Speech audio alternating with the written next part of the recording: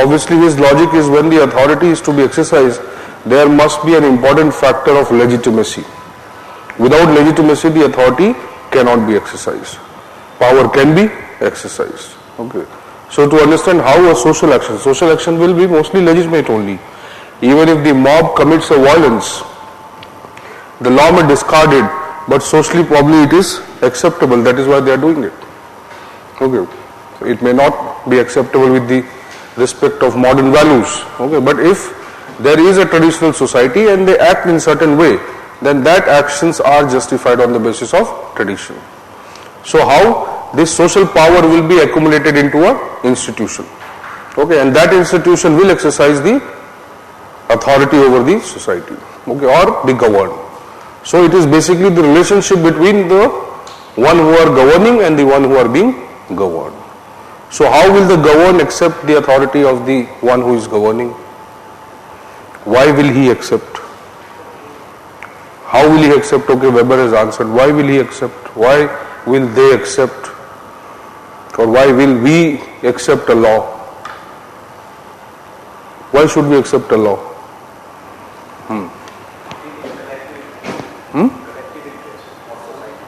No, why should we accept it?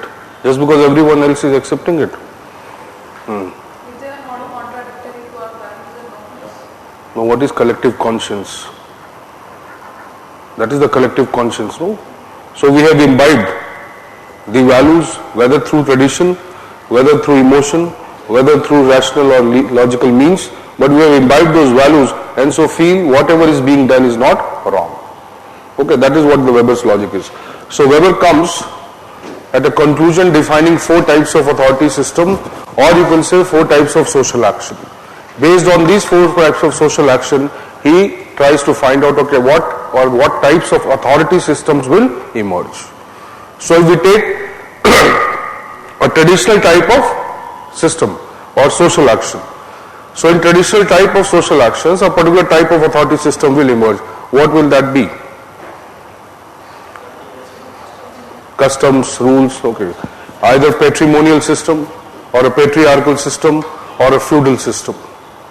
Okay. 3 types of institutional structures may emerge as a consequence of the traditional social action. Okay. Then value-based social action. Even tradition may fall, but tradition is little more organized than merely emotions and values. Even though it is also value dominated. Okay. But certain things are emotional responses. Certain things are born out of overwhelms. Okay, certain things are instant, involuntary, sometimes coming from the mere rush of emotion, okay, or influence of certain things. Okay, those types of responses he classifies as the affective action. So affective action is based on your emotion or emotional impulses or emotional responses. Okay, one of the manifestation of that can be a family, how a family is governed. Is it or not? Number of other relationships that emerge, relationships which can be made, which can be broken, okay, on the basis of the emergence of number of family systems, kith and kin, extended relationship, all based on that. Okay, and also there may be a manifestation in the form of acceptance of some things which might not seem logical or rational to anybody else. Okay, like people obsessed with the film stars. Is it or not? Are you? No? What is wrong in that? Devanand was getting letters written in blood. Okay, he was restricted from wearing the black suit. Okay, Rajesh Khanna. Okay. So, what is wrong in that? People are running after Babas. Okay. People are running after politicians. Okay. How is it possible? That means what? That there is also another basis on which the people can exercise or somebody can govern somebody. Okay. Or leaders can govern the followers. So, certain leaders will emerge or certain people will become powerful not just because they have something rational or logical within themselves, but something which is perceived to be extraordinary by the others. So it may not be a fact, but it is presumed to be a fact by the followers. Okay, that is what he is saying. The value based or the effective actions may be visible in the form of a charismatic system or charismatic authority. So charisma, though may be an individual trait, okay, but charisma may bypass the individual. Okay, if the charisma is organized, converted into a trust, a charity or an organization, then it can be carried forward by number of members of that group or the family or maybe the inheritors of the individual. But it cannot exist for long time. Why it cannot exist?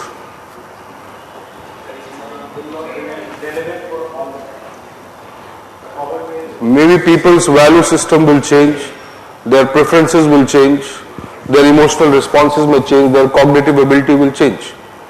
Okay, emotional quotient will change. So they may not prefer something maybe over the time. Okay, and also the charisma or the specific qualities which people would respect within an individual or they would emotionally attach themselves with, that might appear or disappear over the time. Okay. Maybe from one generation to another generation it cannot be transmitted.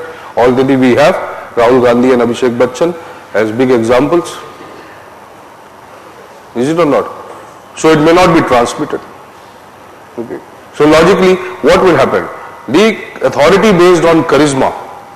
Okay. So followers, where will the followers go? Where will that power vanish? The individual vanishes, the power vanishes.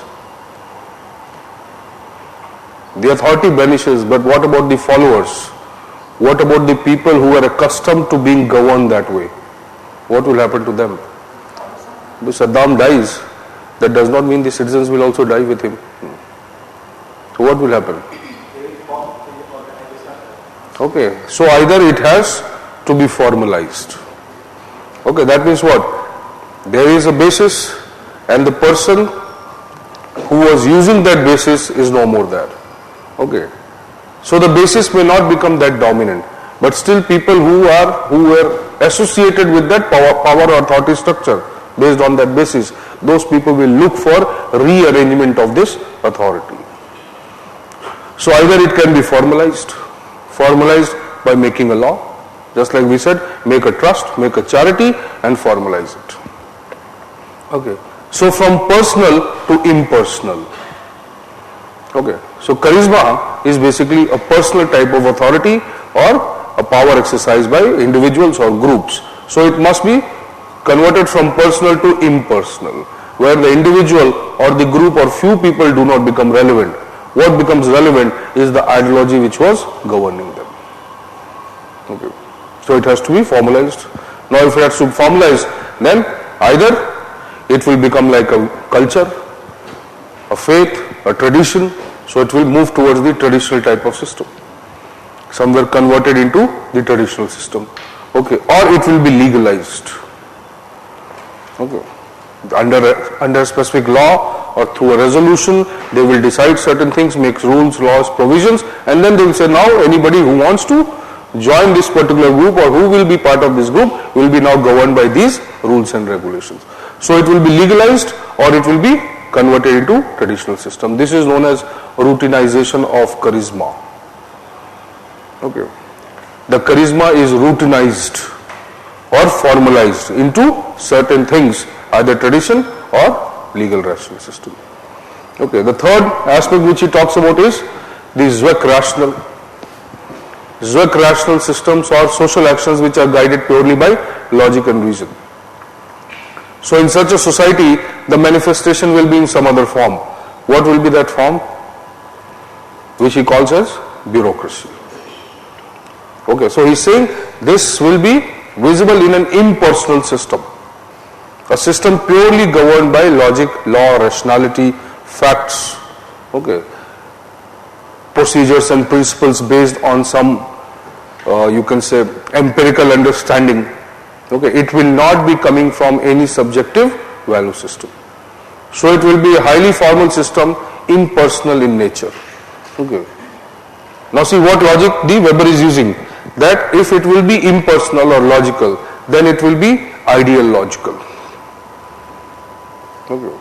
The extreme of what can logic be or logical be. Okay. If it is traditional, then it will be ideal traditional.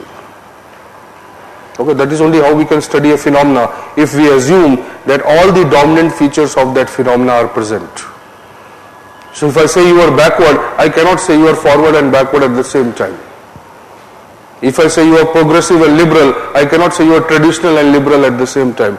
So how will I study what is the distinction between traditional and liberal unless I dissociate the liberal from the traditional?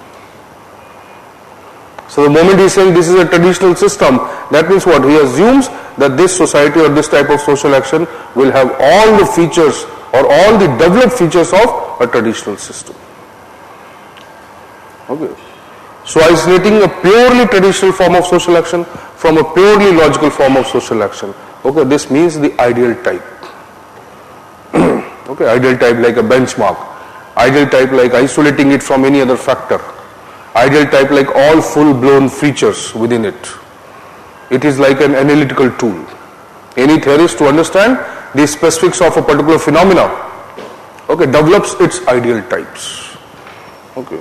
Ideal type may also mean that it is not found in reality, but it may be found in the ideal structure. So in day-to-day systems we may not see it. Okay, but every system would tend to become like that someday. If it becomes purely rational or purely traditional, then it will become like that. Are you getting this point? So he is using what? A historical, comparative, ideal type approach to develop his theory of the. Don't write it now. अरे मत लिखो जब तक नहीं बोला मत लिखो. So historical, comparative, ideal type approach. Methodologically it is anti-positivism. Okay, because he wants to use or he wants to understand himself what is going on in a particular social phenomena. He is saying without understanding, without being part of that phenomena, you cannot understand it. The moment you become part of that, your subjective values will also come there. So he is not merely looking for facts from outside the phenomena. He wants to find out the facts within the phenomena, being a part of that phenomena. Okay, what's an approach? Okay. So if something is asked based on the methodology of Weber, okay, now Weber was criticized that he does not or did not understand the ecological aspect. Okay, but that is not true. Okay. As a theorist, he was guided purely by the classical approach, purely by a search for some ideal structure. So search for the ideal structure can only be pursued when you are isolating that structure from other considerations. Okay. In fact, he was, you can say, he witnessed the ecological conditions which were there in Germany and Europe. He was part of that phenomena. Okay. Whether analytically or even practically. So you cannot say that he did not understand what social realities were. Okay. But why? He did not study all the social realities which were present, because he did not find that there were important factors behind the emergence of the bureaucracy. The factors which he found were important, he associated them. Okay. And already the theoretical premise which he used was inspired or was influenced by the social changes. So he assumed there is no need to study the society. Why should I study the society when my theoretical premise itself is based on the understanding of society? Okay. So that criticism may not be relevant. The only drawback of the Weber's analysis was that he conceived of an ideal structure. What is an ideal structure? Nobody can define. Why? Because the ideal structure will exist in an ideal society. There is no ideal society. There is no static society. Okay, or the social evolution process is never complete. So viewing the Weber's structure as ideal, or Weber's view that this structure is ideal, may not be acceptable. Okay. But his search, okay, was highly contextual in nature. Based on whatever he saw, based on that, he used the logic, extrapolated it, analyzed it, and then came up with a theory. So you can say that he was not basically looking for just a structure. He was trying to understand how the social structure and the society, they coexist. That was his logic. Okay, but what was the mistake? That he assumed that the society today, or what it will evolve. Okay, his presumption was it will evolve into a particular thing, but it is not necessary. Nobody can predict how the society is going to evolve. But even if you see today, technology, rationality, so the Weber's prediction was totally correct. Okay, that is the relevance of bureaucracy. Until the process of rationalization is complete, okay, till that time bureaucracy as a structure will always be relevant. Okay, maybe post-rationalization, after the rationalization is over, then something comes, then maybe the bureaucracy will become irrelevant. So what he predicted was totally correct, contrary to the Marx prediction that capitalism will lead to this kind of society. Okay. But, so Weber seems to be more relevant in terms of predicting the evolution of or course of evolution of society than Marx. Marx never talked about institutional structure. His institutional structure was communal ownership of resources. Okay. So in Weber's analysis also, the bureaucracy is what? Bureaucracy is a communal instrument. It is the instrument of the society. Are you getting? So society owns the resources through the bureaucracy. That is the basic difference between Marx and Weber. Okay. So Marx talks about direct ownership, whereas bureaucracy talks about, Weber talks about ownership through a means or instrument, that is the bureaucracy. Okay. Have you understood this much? Okay. So there are various criticisms as well as positives of Weber. Let us first start with the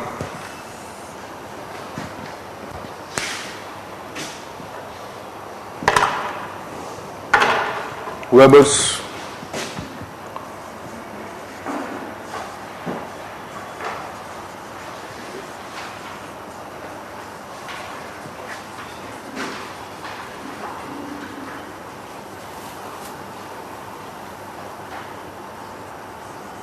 context of Weber we have discussed.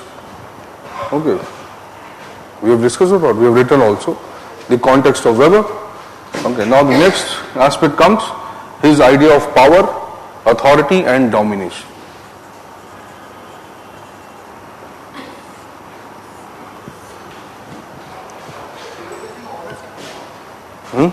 लोगों के पास है,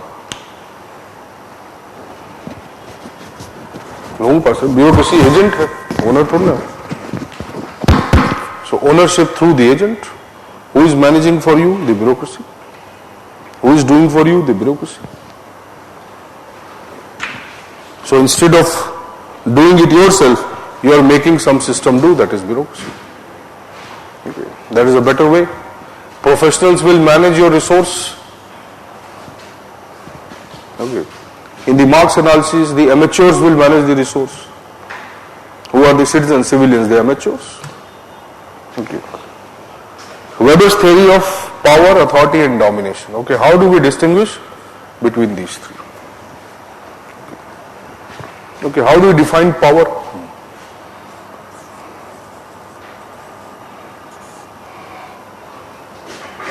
Okay. Power is a relational concept.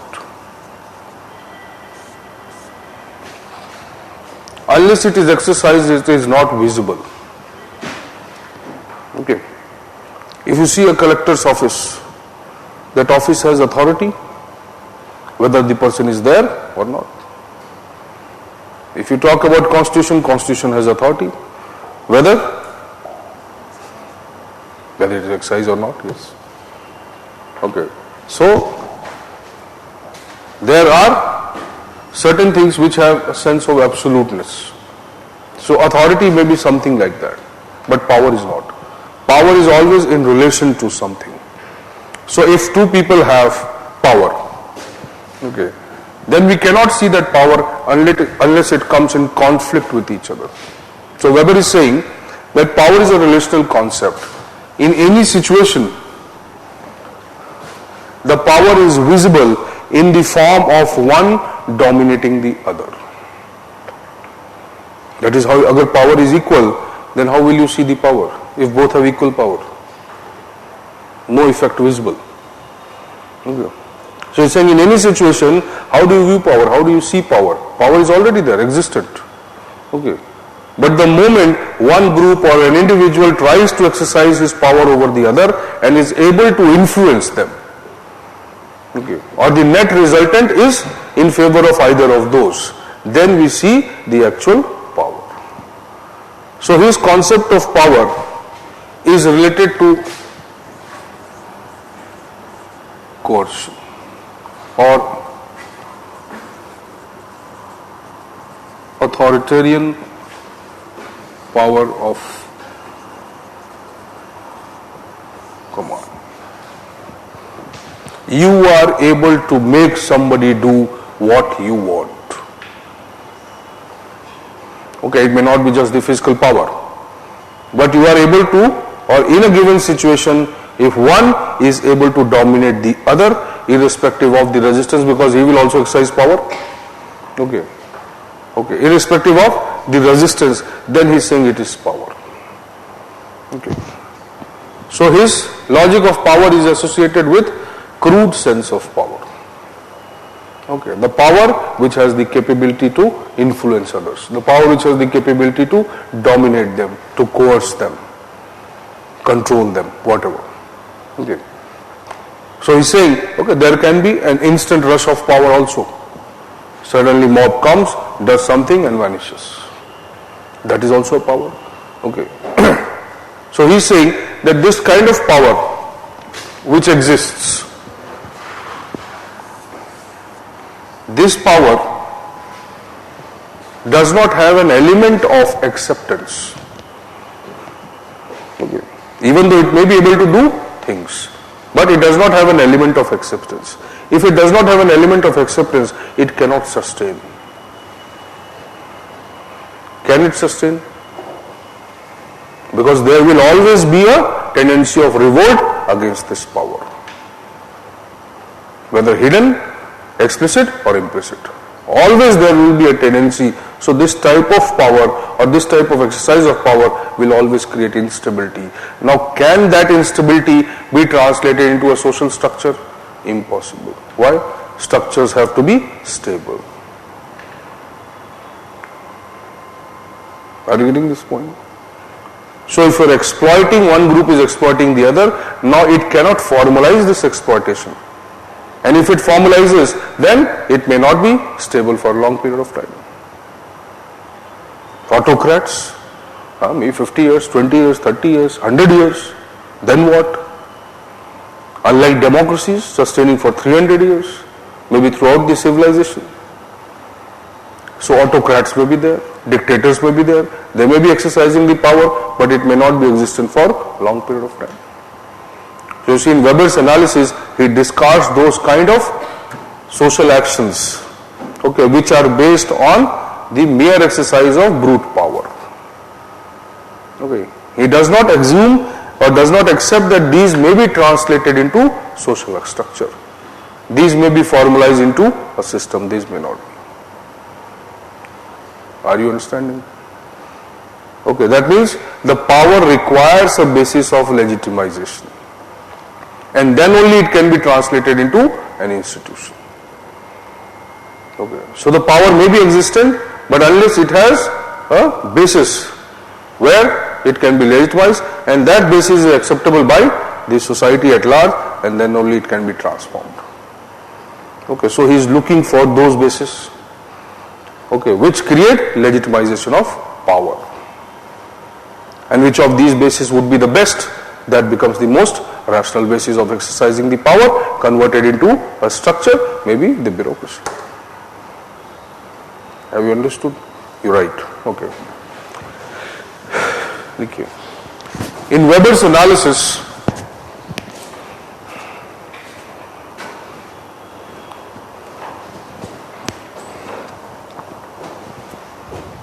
power is a relational concept a relational concept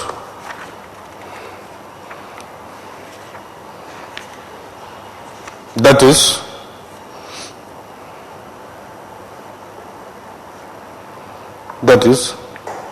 it is visible only through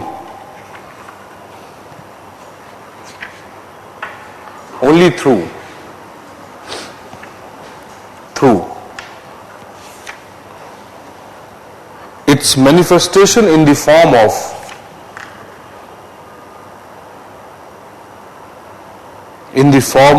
manifestation in the form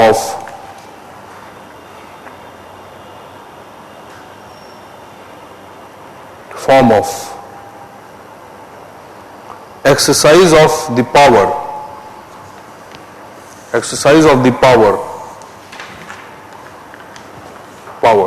of one over the other.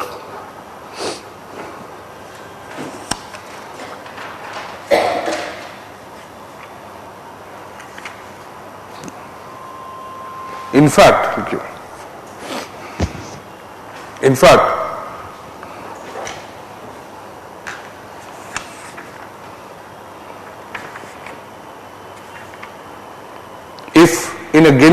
if in any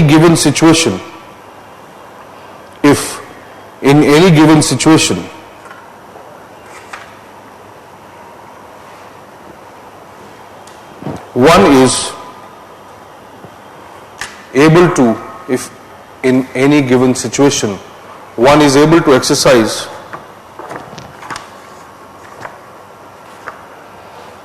is able to exercise his power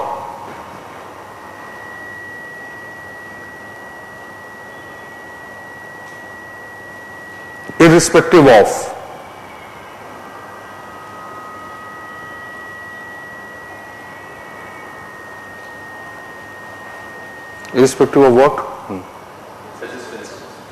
Irrespective of the other's resistance.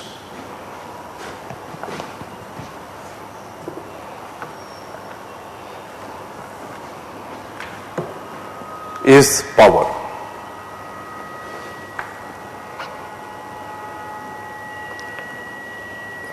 Power may be synonymous to the imposition of one's will over the other.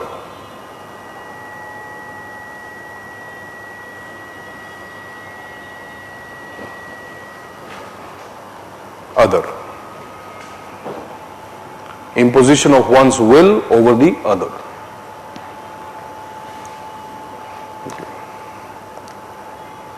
Though power is visible in most of the social actions,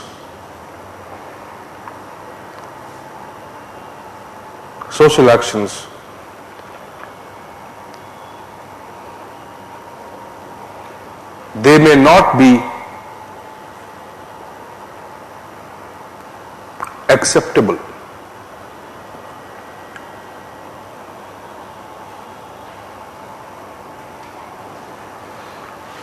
The better concept would be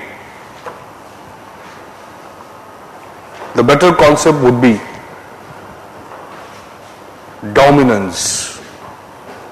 The better concept would be dominance or domination. The better concept would be dominance or domination. Domination has an element of acceptance and compliance.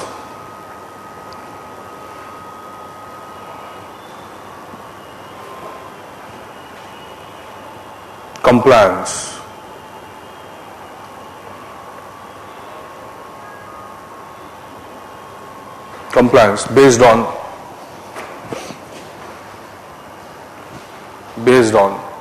certain legitimacy.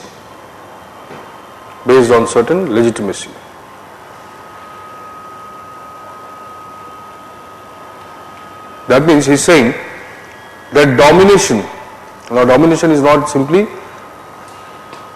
based on exercising your will, forcibly on the other. He's saying domination is a better term to be used than power. Why? Because domination may stem out of some legitimacy. Okay, even though it may not be an absolute definition, but according to his logic. Okay, there is a person, Anthony Giddens and Frank Parkin. So Anthony Giddens and Frank Parkin, they are evaluating his logic, and maybe Anthony Giddens is not accepting the logic of Weber. Okay, but Weber's idea is totally different. He is saying that if power is existent, then power will be exercised, or there will be an influence of power of one over the other. Okay, but this influence or these events, they do not justify or they do not make us understand that how the power would have been legitimized. So power exists and power is exercised, but the process of the legitimization of the power may be different from merely the presence of power. So if the state is exercising the power, okay, and one individual group or community is exercising the power over the other community, state is exercising the power over the citizens. So both are visible in terms of acceptance or coercion or enforcement, but both are not same. Is it or not? Where power is visible at both the places. One is accepting, the other's power or command. But the process is not similar. Here the process is different and here the process is different. So if a policeman exercises the power, you accept it. If a fellow member or citizen exercises the power, you don't accept it. Why? So he's saying, what is the basic or the missing link between these two? It is the acceptance. And acceptance based on what? The legitimacy or the basis on which the power is exercised. So he's saying that domination will always be there. But what makes difference or what differentiates the normal domination with the legitimate domination is the basis on which the domination has been legitimized. So if you are converting this power, okay, which is existent, into something which is exercised or which is acceptable by the people, then that domination becomes more legitimate. He is saying this is authority. So domination or exercise of power through a legitimate basis is the authority, nothing else. So collector becomes the authority, whereas the mafia becomes the extortionist. Both are exercising the power. Is it, or are you getting the point? By encounter killing and killing, what is the difference? Nothing. Only the way the encounter has been socially and legally legitimized.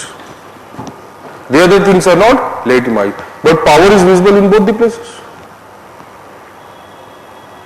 So difference in the acceptance of the power depends upon the basis of legitimization. Have you understood this? आया? आया? थोड़ा तेज बोलो यार. Okay. ठीक है. So, okay. The domination is the key to the understanding how the transformation of power changes or power transforms into authority. Okay, right.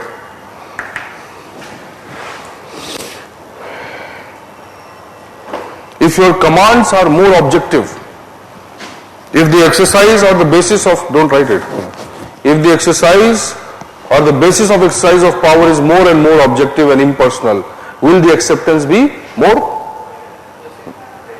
Can you predict the acceptance? Yes, that is what he's saying. That in any given situation, if the exercise of power is more and more objective or based on objective basis, then the probability of its acceptance will be very high.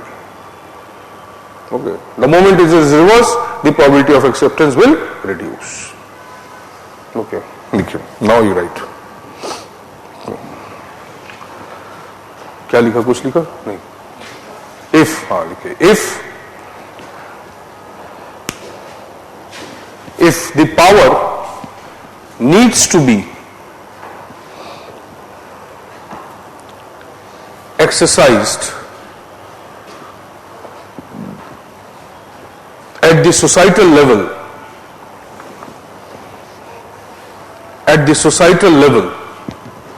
it must be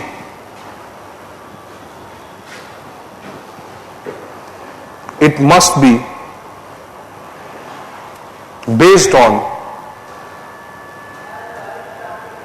objectivity. The more objective the exercise of power,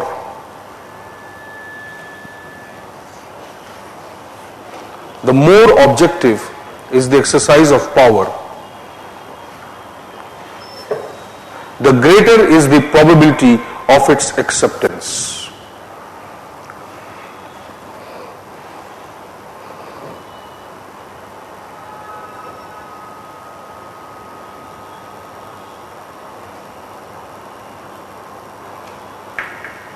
Okay, so let us say, I say that there is a valid power and there is an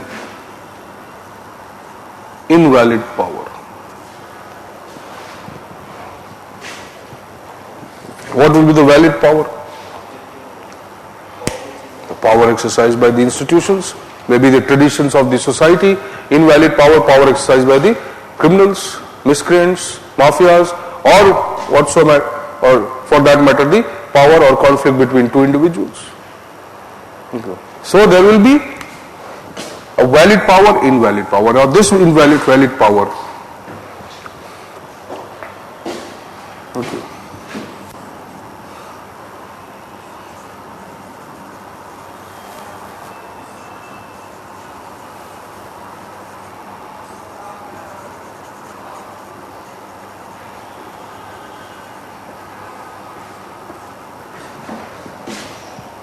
okay. So this can be exercised at the personal level also. Family norms. Okay.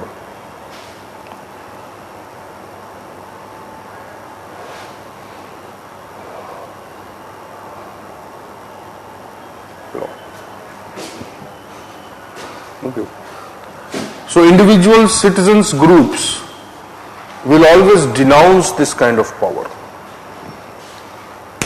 Okay. They will denounce it. They will reject it. They will repel it. They will revolt it. Okay. Whereas this power, they will not. Agreeing? So, he brings two concepts.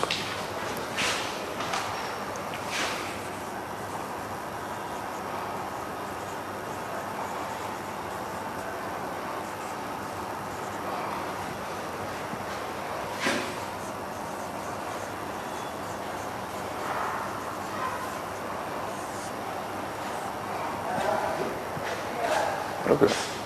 Gemeinschaft versus Gesellschaft. Okay.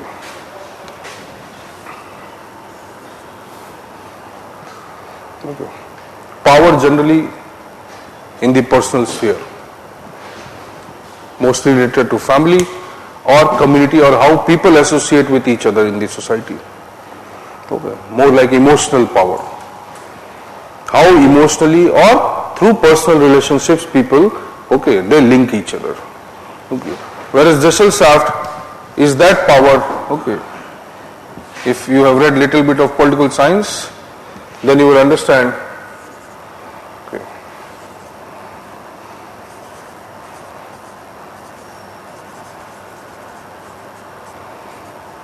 What is the difference?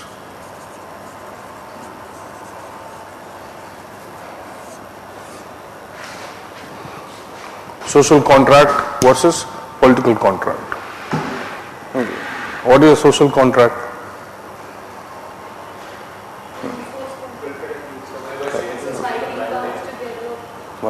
Society, that is the communal or community power. Okay. So how the members of the society, obviously there is also an acceptance. If I have to respect your freedom of speech, or if I want you to respect my freedom of speech, then I will also have to respect your freedom of speech. Okay. So there are some neighborhood norms, there are community norms. Okay. So that is the social contract. Okay. It is generally unwritten, conventional, or maybe in the form of standard practices, okay, which people evolve over the time. Are you understanding this? So Weber refers to this as the usage. These are based on the usage, the general societal principles. Over the time you keep using them, they becomes like norms. So there is an inherent assumption that if we all have to live together, then we will have to accommodate each other. Okay. But this cannot exist for a long time. Okay. Why? Or diversities are there. Majority, minority, numerical numbers, so many things. It may be driven by them also. Okay, even though it stabilizes the society. Okay, but it will always have a probability of converting into conflicts and chaos. So it has to be formalized through a political contract. Political contract simply means what? You are legitimizing it. Through what? Through a constitution. Through a rule book. Okay. So, try to understand. So power exists here. Okay, but this power may not be at the or to the benefit of the society. So it has to be converted into a legitimate authority. Now this authority will be exercised, or institution will exercise the power over the people. And this will be acceptable. If people exercise power over people, it is not acceptable. Are you understanding this? So this is, and this is the judicial sovereign. Okay. These are power, or this relationship is generally born out of the personal and the communal relationships. Okay. Whereas the judicial shaft is a concept of power which emerges out of some formal expression of the exercise of power. Formal association of people into institutions. So if we create a panchayat, then through a panchayat all the community members can exercise their power. If they individually want to do it, very difficult. Are you getting? Okay. Now you write.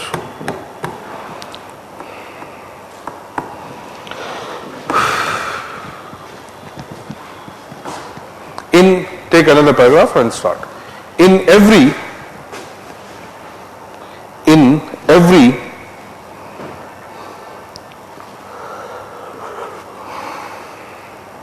social action,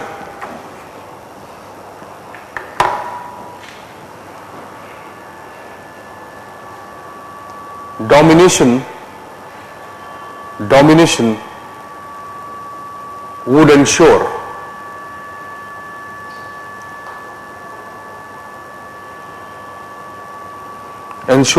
that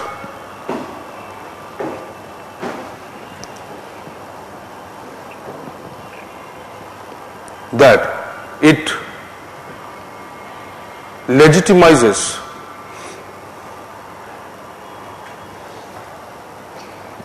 the actions as well as outcomes of those actions.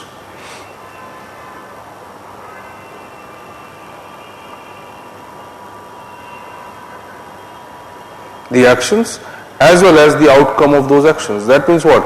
What you are defining and how you are going to do it. Both will be defined. क्या चाहिए और कैसे चाहिए. Both legitimacy must be there. Okay, it is not just the goal if you define. Okay. So at the societal level you have to define what you want to achieve and also how you want to achieve. Both ways. Okay.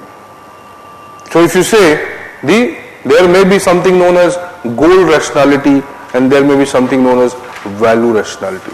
Okay, that is what Weber tries to distinguish. Okay, there is a goal rationality. Goal rationality when we are deciding collectively that okay, what is to be or the end which we have to achieve. Welfare state. We are defining it. How to achieve democratic means. So democracy may not be the end, democracy may be the means. Justice may be the end. Okay. So he is saying the domination or the exercise of power now must be or must legitimize both the things. What? One, the goal, and also the way you want to achieve that goal. ये समझ में आया भाई? Okay. लिखे. It's okay. You write. You'll understand.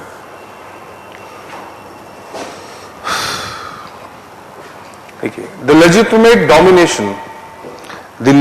domination would be visible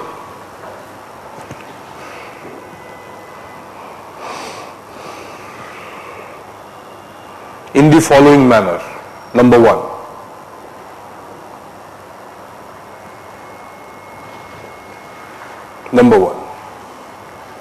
voluntary compliance or obedience.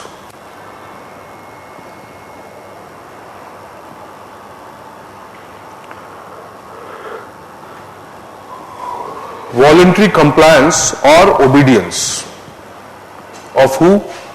On whom the authority is or domination is exercised. Second,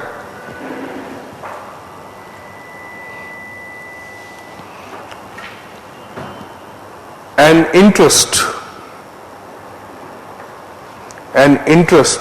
in accepting the authority, an interest in accepting the authority or a belief that some interest would be served.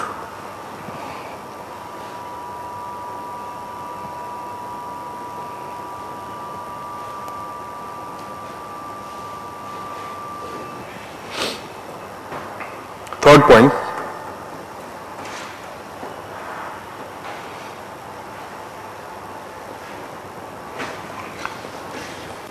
compliance or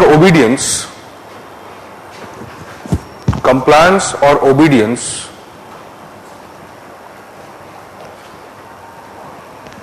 is not visible in short-term relationships.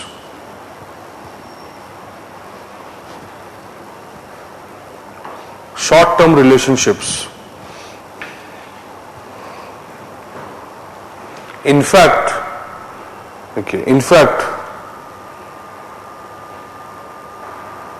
they are organized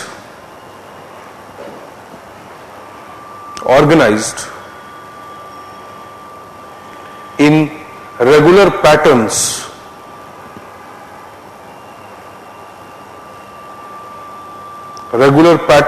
in order to emerge as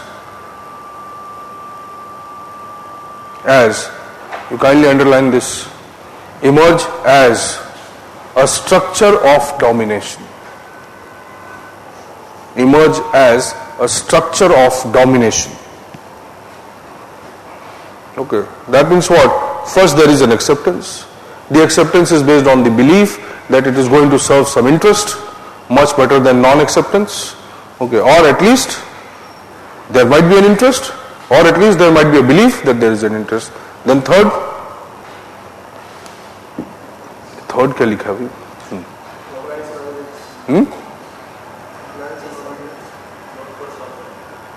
short term? अरे तेज बोलो भैया, क्या problem है? कोई जज नहीं कर रहा तुम्हें, हाँ बताओ. Right. No, but what does it mean? That even in short term, or in, you can say, in certain situations you might see the voluntary compliance of the people, but this compliance may be short-lived. That is not his logic of a legitimate domination is. He is saying the legitimate domination will only be visible when this relationship of acceptance or obedience is converted into a structure of domination. Long-term relationships are established. Now what is that long-term relation? The governing and the governed. Constitution, okay, institution, political system, structure of the state, okay, or the state itself as an instrument. Now it is a long-term relationship between what?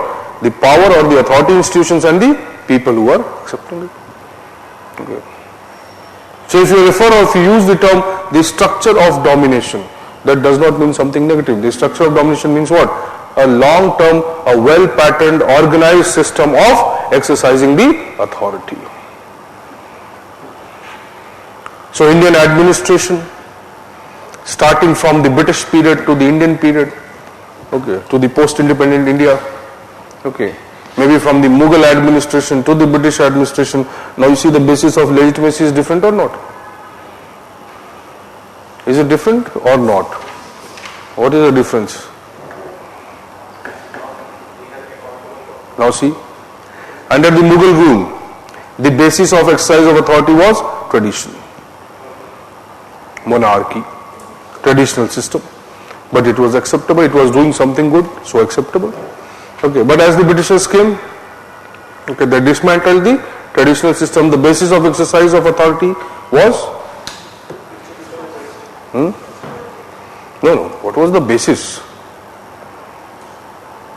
Basis was law. What else? Oh, it was coercive, but basis was law. Okay. They were not doing anything at the personal level. Everything was at the institutional level. Organized, patterned, universalizing it. Okay. But there was no interest. There was only a presumption of interest. The people accepted it out of fear. Okay. Post or after the Britishers left, the independence era, same. The basis did not change much. Okay. But the purpose changed. Try to understand. The goal there was different. Here the goal is different. The means was same, means are same. So under the British administration, the means or the means rationality was there. But the end rationality was not there. Goal rationality missing. Here the means rationality and goals rationality both. Here people do not accept the authority just because they fear. They accept the authority because they know factually that okay, the some interest or collective interest is being served. So basis does not change much. But the presumption behind the basis also changes. Okay, same rules, same laws, CRPC, IPC, Police Act, everything same constitution, 1935 Act. We are implementing almost the similar things. Then why the acceptance is today? Or today the compliance is more voluntary and there the compliance was not voluntary. Okay. So if you are exercising the authority, it will be manifested in what? The acceptance of authority by the others, either willingly or unwillingly. If it is unwilling, then obviously your basis is not legitimate. Okay.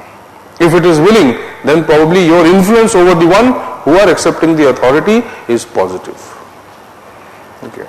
But yes, unwillingness may be okay because of so many reasons, not necessarily because it has not been legitimized. Certain people, criminals, may not accept the law, unwilling to accept the coercion. Okay, Naxals, terrorists, insurgents, even if the basis of or entire legitimization process has been followed, but they are not ready to accept the law. Why?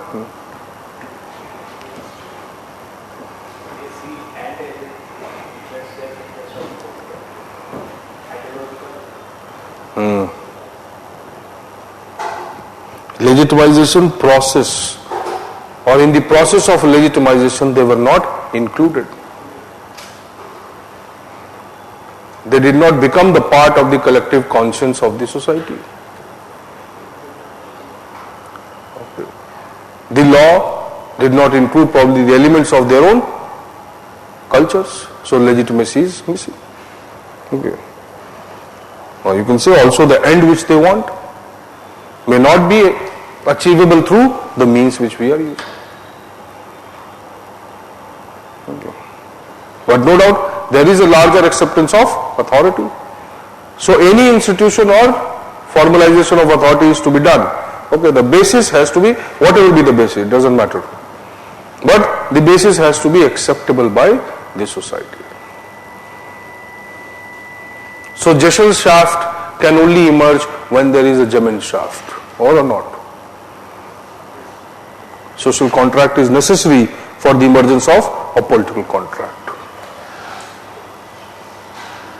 Okay, you can also force people into acceptance. Okay, but then you cannot create a community. Impossible. Are you understanding this? Right. Right. Okay. When dominance or domination continues, another paragraph you take. When domination continues for a considerable period of time,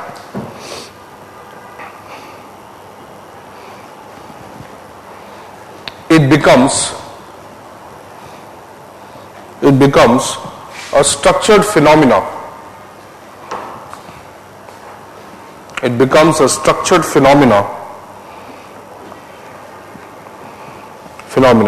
and the forms of dominance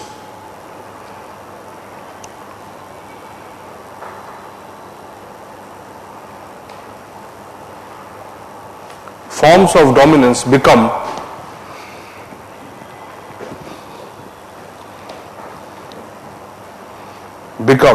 the social structures of the society. Forms of dominance become the social structures of society.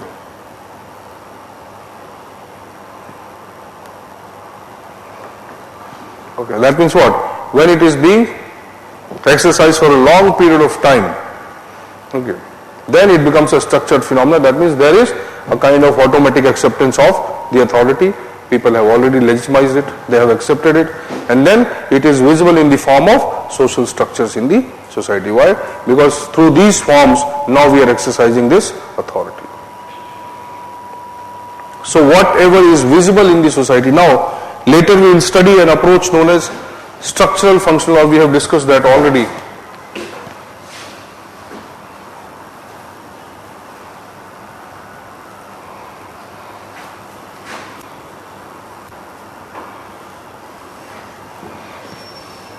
Structural functional approach given by Parsons.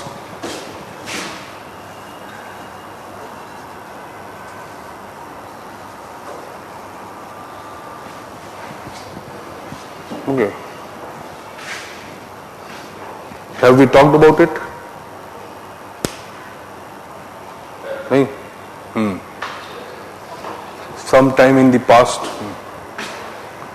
So, Talcott Parsons is talking about this approach, structure and function. So every structure will have a function. Okay. Or you can say, simplify it that way, that if I see a society comprising of certain structures, then those must be fulfilling some functions of the society. Or take it vice versa. If there are certain functional needs of the society, like Fayol is saying, Pyok, there are functional needs of the organization. So these functional needs will be fulfilled by some structures. All these structures which may not be needed will be eliminated, or all the functions which may not be required, these associated structures with them will be eliminated over the time. Are you reading? So what Weber is saying? Same thing. In the Weber's analysis, he is not using the term structure and function. But what is the logic? The approach which the Parsons uses to study the society, or later which the Riggs uses to study the ecological theory of administration. Same thing is the Weber, what Weber is talking about. The only drawback is the Weber is not taking the society to be dynamic. He is only looking at those social aspects which are structured. There are a number of other social aspects which are unstructured, or which keep changing with time. Okay, that is why we are saying Weber is a classical or traditional or a structuralist, because he views only those parts or those aspects or those phenomena of the society which are structured, which do not change. Okay, or he wants to study only those aspects which do not change, assuming that they do not change. So this assumption may not be totally correct. So Weber is also employing, even though as a methodology we cannot claim, but Weber is also employing the logic of structure and functional approach. Okay.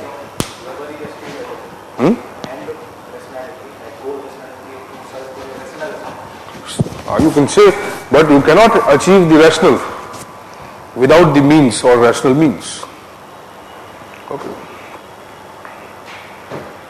So his logic was that as the social structures evolve, okay, these social structures are the outcomes of recurrent functions which are performed in the society. So if there are some recurrent functions which are performed, these functions become the usage, and maybe over a period of time the usage becomes the law. Okay. Once it becomes the law, then it is concretized into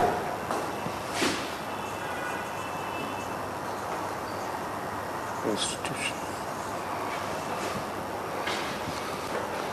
So the structure may be analytic or structure may be concrete. Analytic क्या है? Mental, ideological. First, you will respect the democracy, then probably you will create the democracy, or you will create it and then respect it. Indian marriage system. First you will marry, then you will start the romance. Or vice versa. Which is better one? Which is a better one? Both may not work. See, so logic is that it's not that the structures will come up instantly. Okay, they will not come up just in one day. They will not come up just by your conception. But when you imbibe it as a value, okay, that means you cannot exist without it. You cannot work without it. You cannot do anything. You cannot achieve any end without it. Then what do you convert it into a physical structure? Formalize it, regularize it and say, now you do it, okay, on my behalf, or I may not be individually able to do it, but the structure will do. Okay, so to have a constitution, there must be constitutionalism. To protect the constitution, there must be constitutionalism. Okay. So ideology may create structure, okay, and the ideology is necessary before creation of a particular structure. So I might need certain things, then I might create, or I might create certain things, then I might need certain new things because of the structure. Let us say you implement ICT, okay, because there is a functional need of technology, but you implement ICT as a structure now. Structure means that every part, every procedure will now be based on technology, defined it, everything. But to implement the ICT or to keep the sustenance of the ICT, you need to do something else also. You need skilled people, engineer, you need IT department. Now you create another structure. Maintenance, testing, quality, software, something, whatever. So it's not necessary that R&D will come before the ICT is implemented. The R&D may come after the ICT is implemented. So functions may also lead to structures, and certain structures might require new structures. Are you getting? Okay, so Weber is trying to say that once we have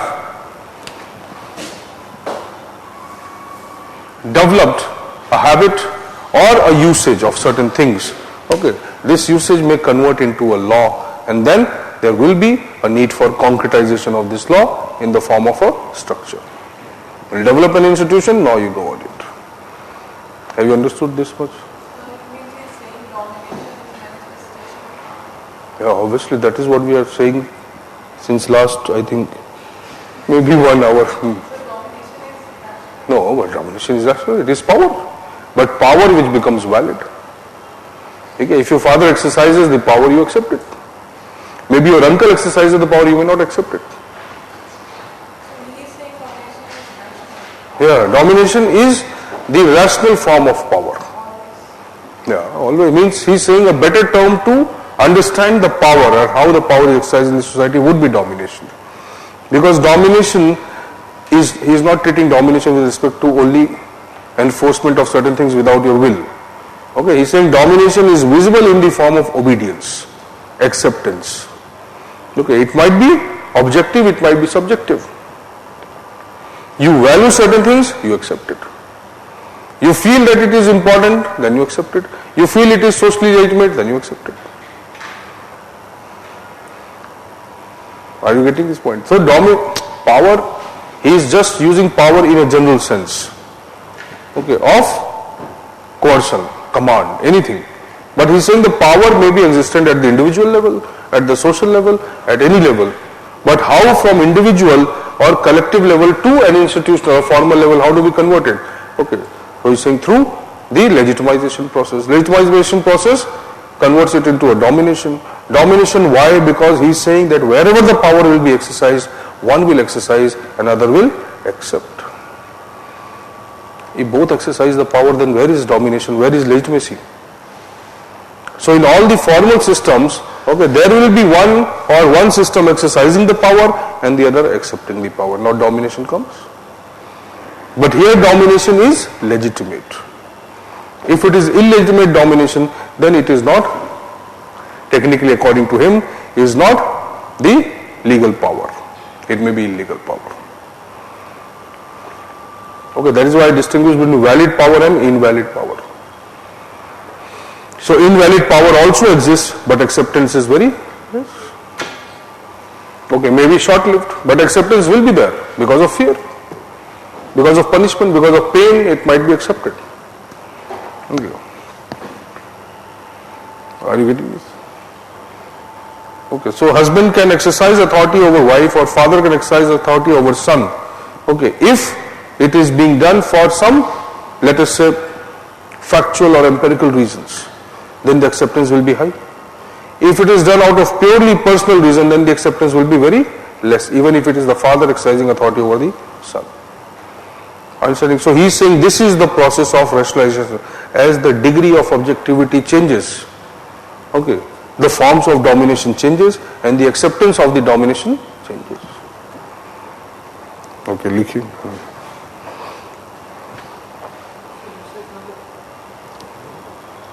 usage मतलब करते करते लंबे समय तक, ठीक है, किसी चीज को करते करते आदत पड़ जाती है. आदत क्यों पड़ जाती है? क्योंकि नीड बन जाती है. That is usage.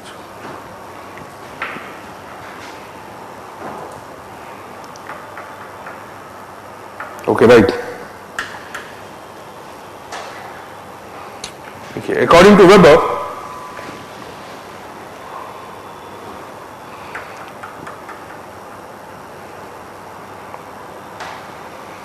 continued exercise of, you kindly underline this, according to Weber, continued exercise of every domination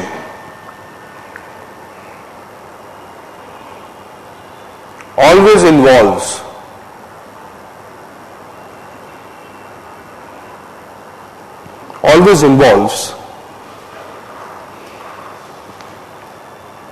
a successful claim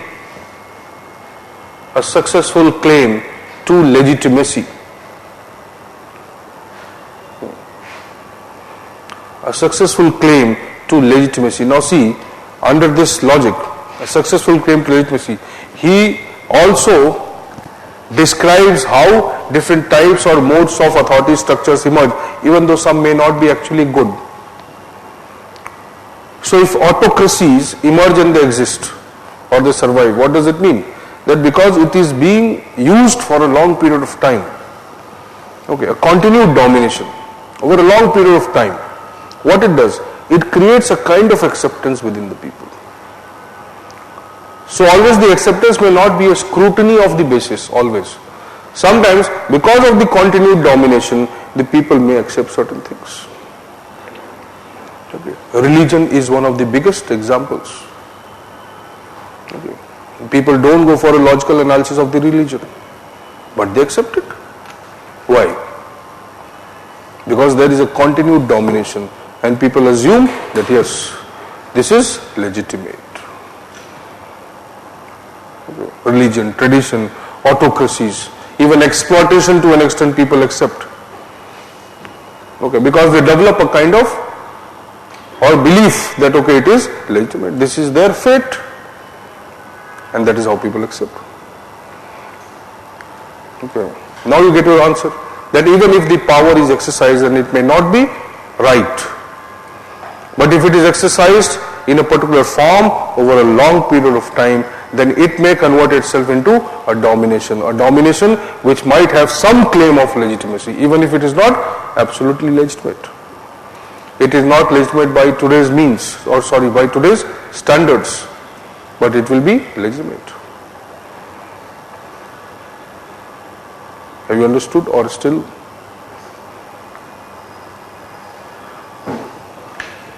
Doubt है अभी भी? केजरीवाल टाइप है? He does not believe in democracy. So what we can say? Okay, right.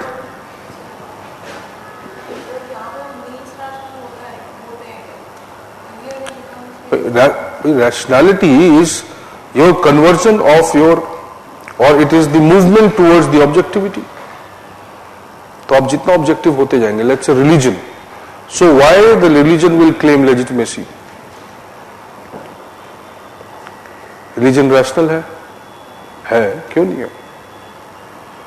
Where people believe that it is rational, it is going to serve some interest, even though it might not be empirical. तो वहां पे value rationality dominate करती है. ठीक है, गोल rationality, हाँ, may be people want moksha, people want something, then they might accept it. Okay, but if you evaluate it on the basis of facts, okay, you might not find कि भाई गोल rationality इसमें नहीं है, value rationality तो है.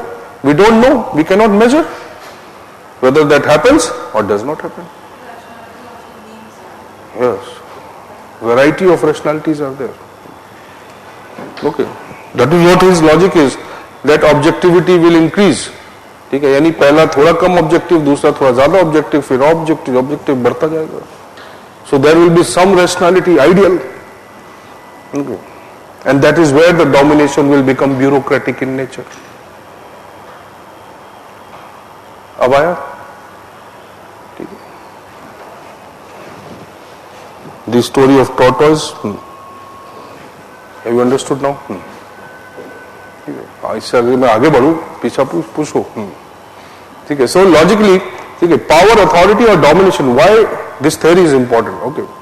Okay, because people have this confusion that okay, that bureaucracy means the most rational form. Yes, it means, but bureaucracy is what? Bureaucracy is the manifestation of the most rational society. So neither there can be a most rational society, nor there can be actually the most rational bureaucracy. Okay. So they will always keep moving towards rationality.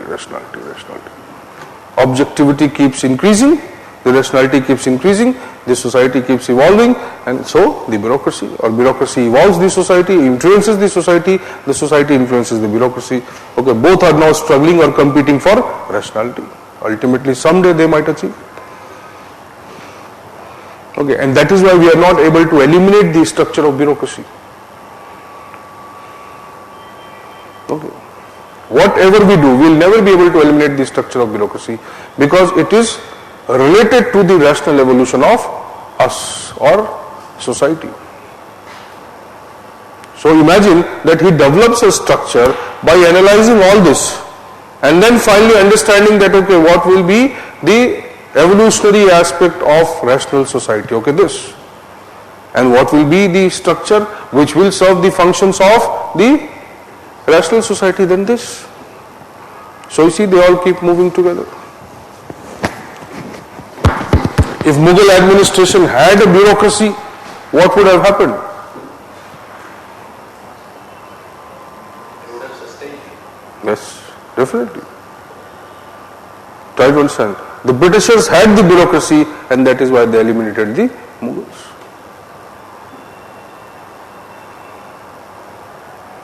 They were an advanced society with advanced administrative structures. And it was bureaucracy which sustained their power or the colonies, okay, For almost 200, 300 years, it was the bureaucracy. Because compared to the other forms of administration, the bureaucracy was superior. So if you fight against your superior, obviously you will lose. That is what happened. Okay. So Britishers, by their sheer efficiency of their administration, were able to govern a small island, okay, governing 3/4 of the entire world. So you can understand the utility of a rational administration. Okay. So if you don't feel that execution is important, you can understand or go and read the British history. You'll understand how execution is more important, or it is the most important. That is what the Wilson is saying. Implementation. Okay. What they did, what they wrote, they implemented it better than what they wrote. Okay, and that is why they were technically superior to any other institution, any other society. Okay, even though Indians may claim whatever they want. Okay, but see, they were so rational. Okay, that any human structure would not be able to compete, any emotional structure would not be able to compete with them. Okay. Today we may change the logic that emotions are a form of investment, they are like a resource which we can use. Okay, but then emotions will also come with their own limitations. Okay. Rational structures only thrive on information. The more information they are now, becoming more and more rational, more powerful. Are you understanding this? So, let us write. What did you write for your claim of legitimacy? Okay. Okay. He defines, now you write, he defines authority as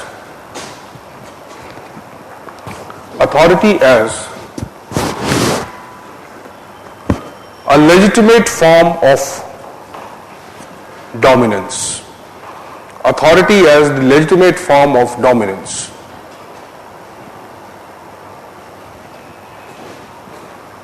Legitimate form of dominance. The basis of legitimacies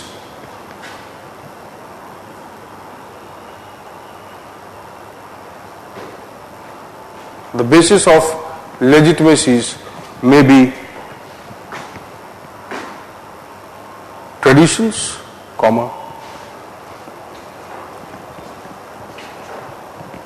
values, in the bracket you can write emotions, or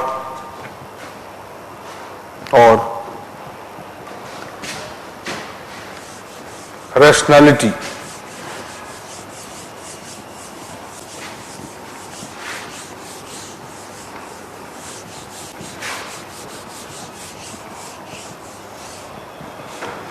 His distinction between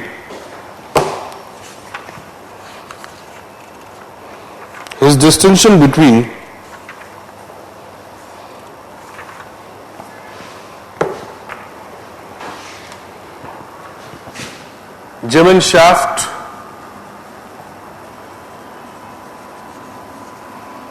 that is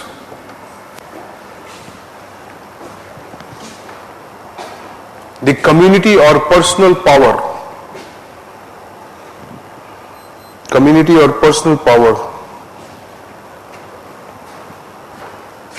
the community or personal power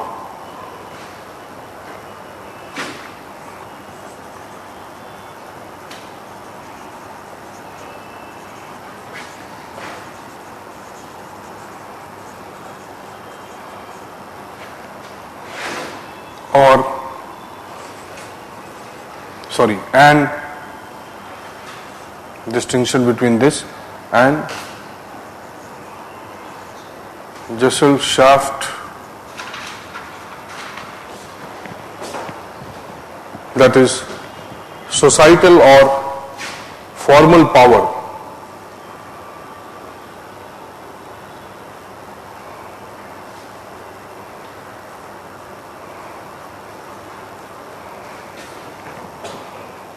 Formal power is based on is based on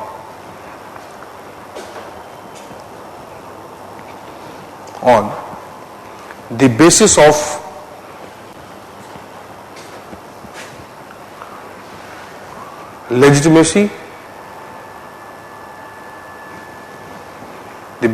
legitimacy, and the degree of its acceptance.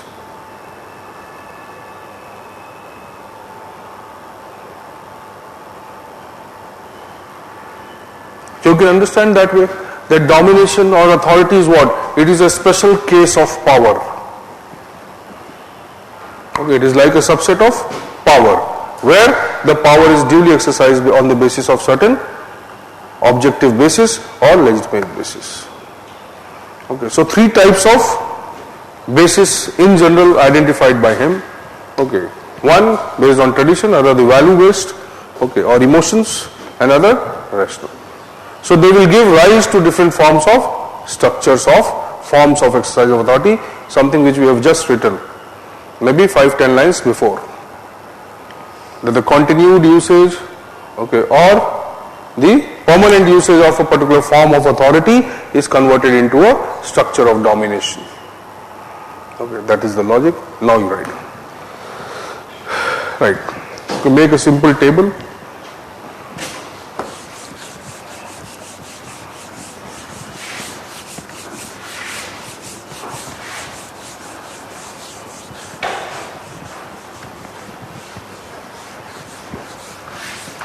So see, there are three important bases or three legitimate bases. All three are legitimate.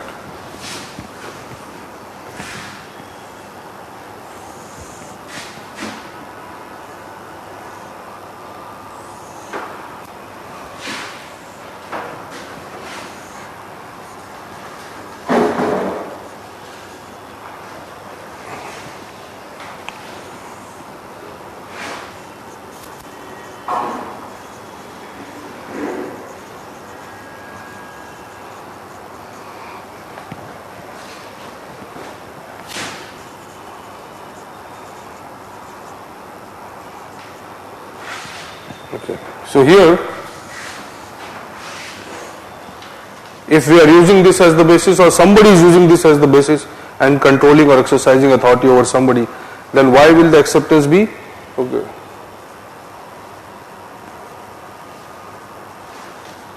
Or you accept because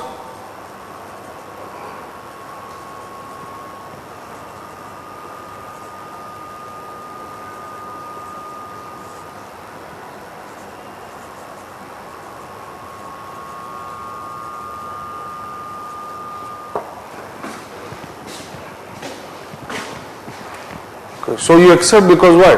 Others are also doing so. It is a culture or a tradition. So generally you will not ask that why should I accept it? Okay. You accept because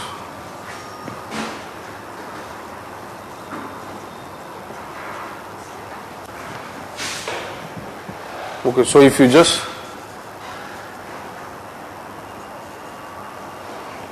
me is the one exercising the authority. You are the one who are being or exercise authority being exercised. So you accept because you like me. You are influenced by my charisma, something like that. Here, rationality.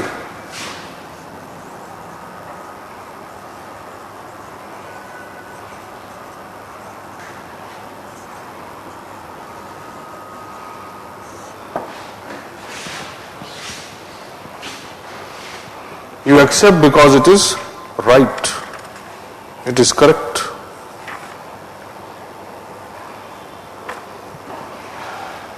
Or you can also add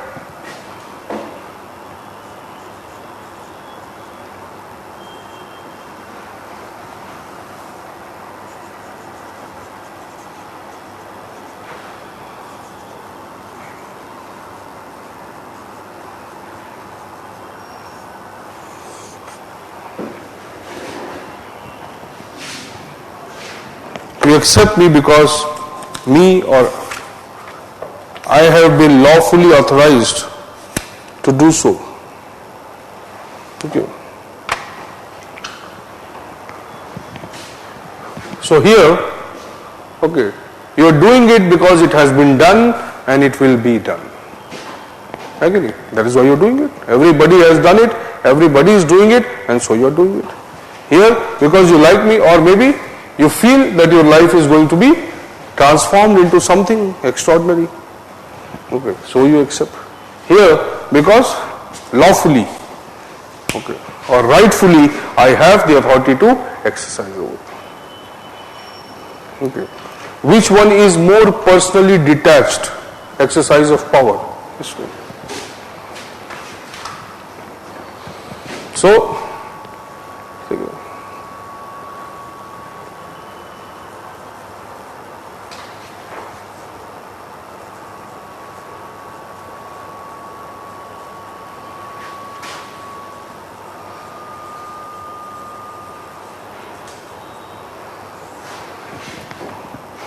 it has the highest degree of impersonality or objectivity.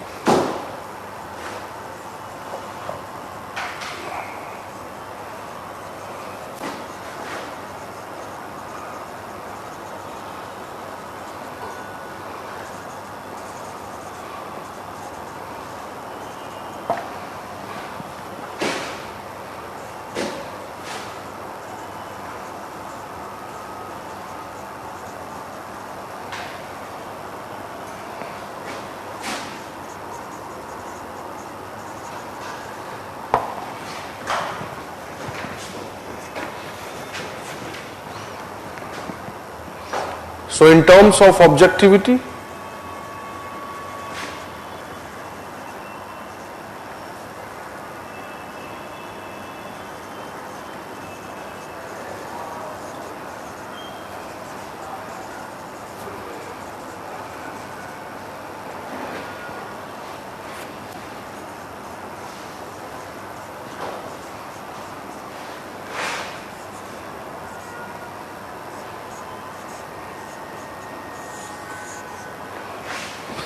okay, but all are legitimate because legitimacy is based on acceptance.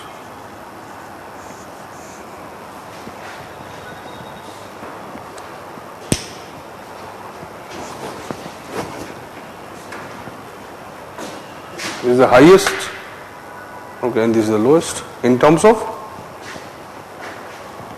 objectivity, degree of objectivity.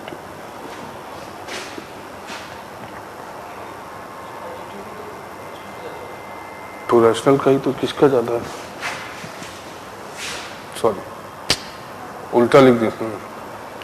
Okay.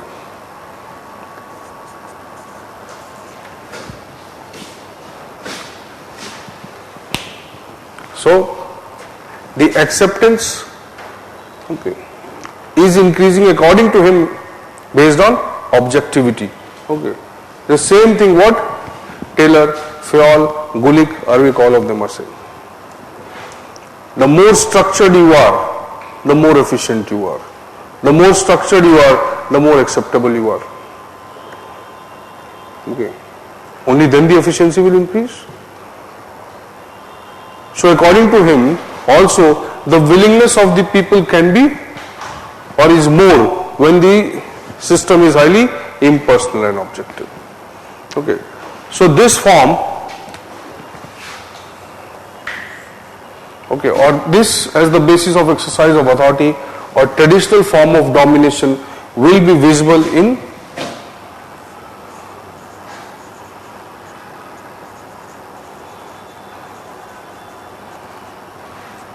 patriarchalism,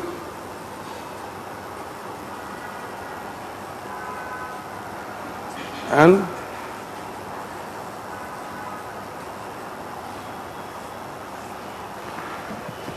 so what kind of structure would be there based on these values?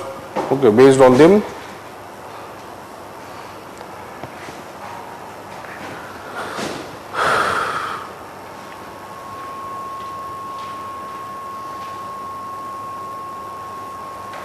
a patrimonial administration. Even though it will also have an administration, but it will be a patrimonial administration. Okay, right. Based on, okay, in fact, okay, leave it, you're right. Based on the above basis,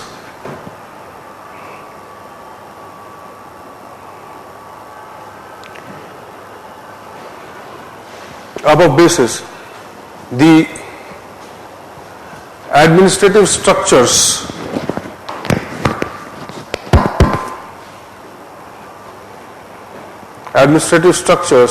would have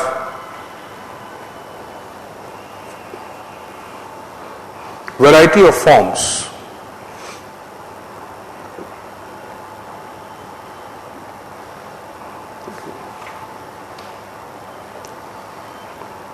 Okay.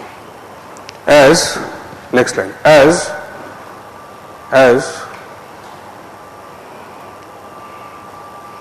a traditional society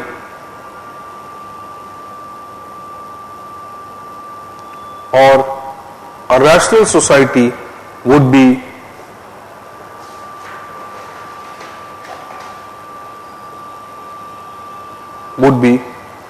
manifested in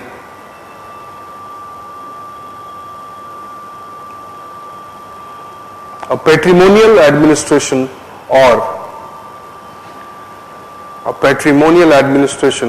or a bureaucracy respectively.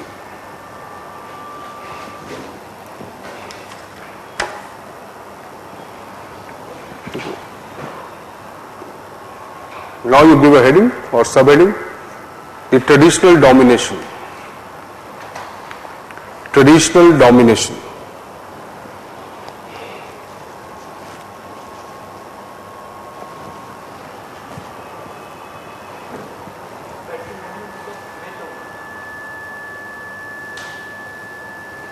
Patriarchal men dominated हुआ ना,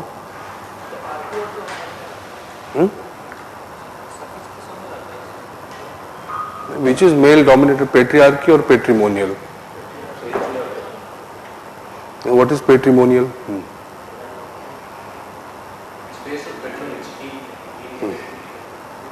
ठीक है, patronage based, where the basis of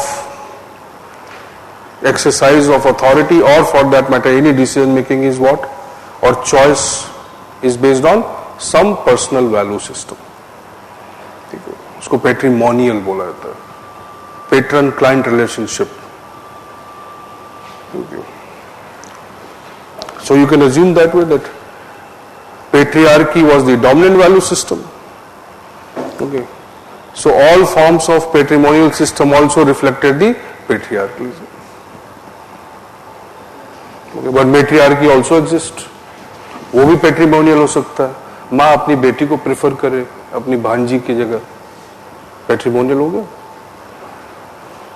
favouritism, nepotism, पेट्रीमोनियल.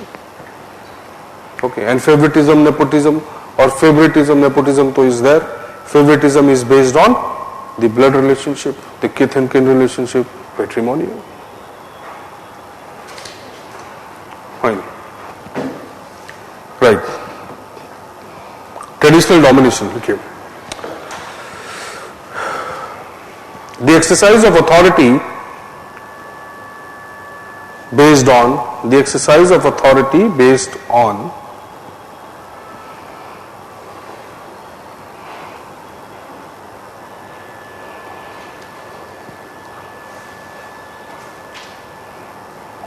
on traditions which could be 1, 2, 3 even, right?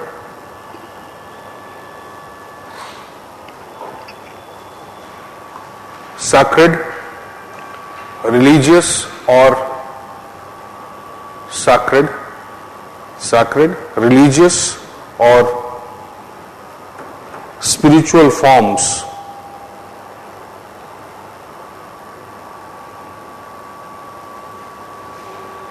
Second, cultural forms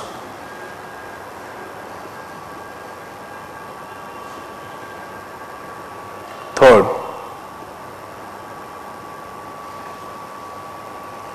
based on primordial values, based on primordial values,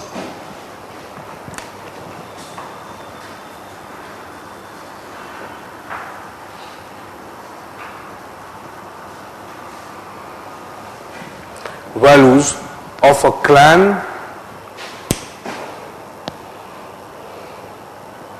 of a clan,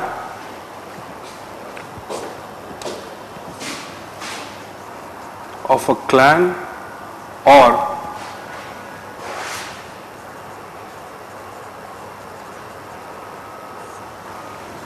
the tribal form.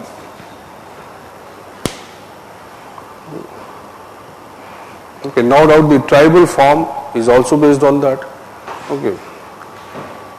The traditional system is based on maybe religion use, or the form used will be engaged will be religion. It may be tribal value system, okay, or it may be the cultural value system. But you see, the degree or the variation of the structure will also be there within the traditional system also. If you talk about a monarchy, the monarchy is a much more developed version of a traditional authority system compared to a tribal clan.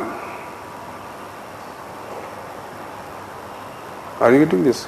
So traditional does not mean a kind of homogeneous structure. The basis is the exercise, or the basis of exercise of authority is the tradition, but its forms may be varied. A small clan is also a traditional system. A big monarchy is also a traditional system. And in between also something might be a traditional system. Are you understanding this? Fine. So it is not just like a homogeneous structure, but yes, the basis will be tradition. Maybe religion, culture, whatever. Okay, right.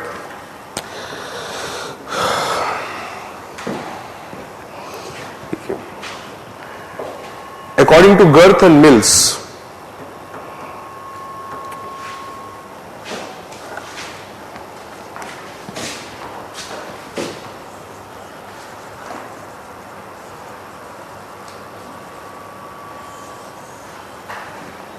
according to Girth and Mills, the exercise of traditional authority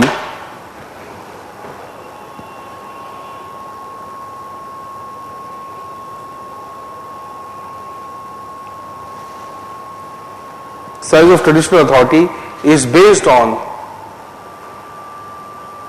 the sanctity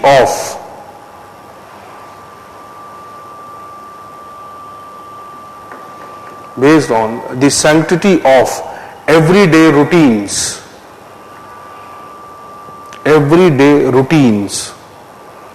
That is,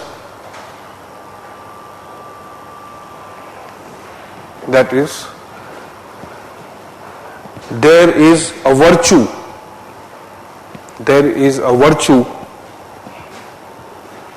in the age-old traditions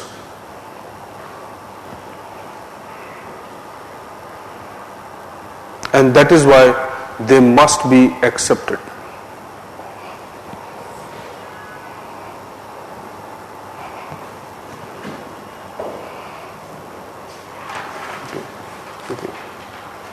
Okay. In fact, most of the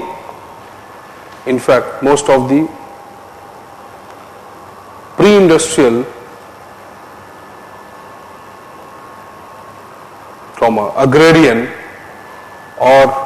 agrarian or traditional societies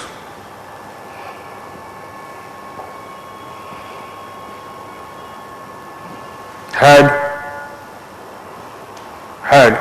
this kind of authority structure.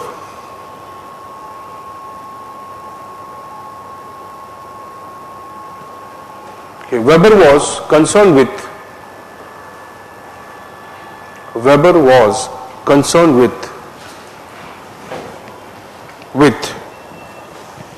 the understanding of how how these societies sustained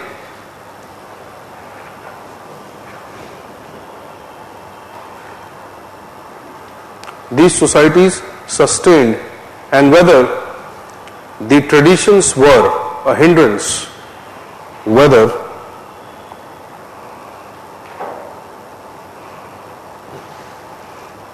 the traditions were a hindrance to the evolution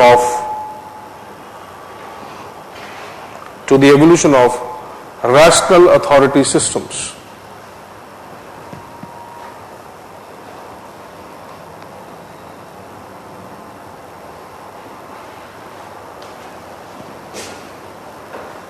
Okay.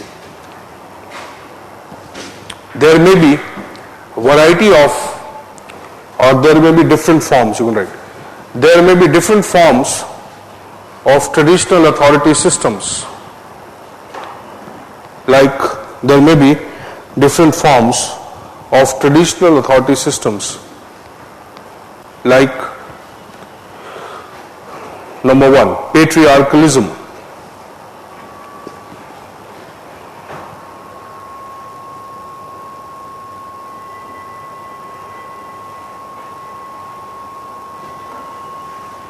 What is patriarchalism?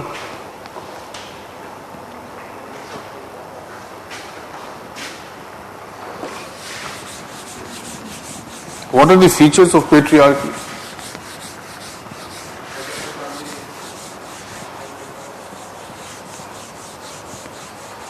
See, this is the most dominant form of traditional authority system. Even dominant than the religion. In fact, religions promote patriarchalism. Okay. Okay, what are the features of patriarchy?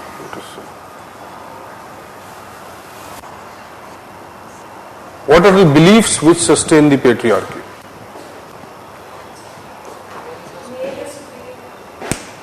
Superiority of males. On what basis? Age. Intellect, strength. Physical strength. Intellect कैसे major करते थे उस समय? Competence, skill. Okay. So patriarchy feels that okay, these are the important functions for the society, and the ability to fulfill these functions resides in a particular physical form. Okay. Are you understanding this? So if you have to make a road, you have to do farming, you have to perform agricultural practices, then who is more physically suitable or biologically suitable to do it? The male. ठीक है, तो आप उसको आज वैसे भी humorously भी बोल सकते हो कि मेल को मजदूर समझा जाता था. But today if you evaluate it was not just because of superiority, it was considered that okay, he is more fit for these kind of tasks. Okay. So no doubt, okay, that over the time, okay, because of them performing such functions, obviously there, you're right, intellectual ability increased, but it was not based on the intellect or merit.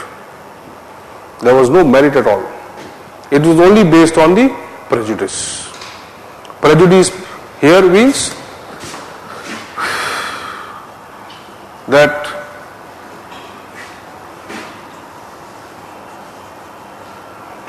okay, the biological forms, maybe male, female, okay, so they have own abilities. And these abilities are permanent, which we call as stereotyping. So based on the biological forms, the segregation of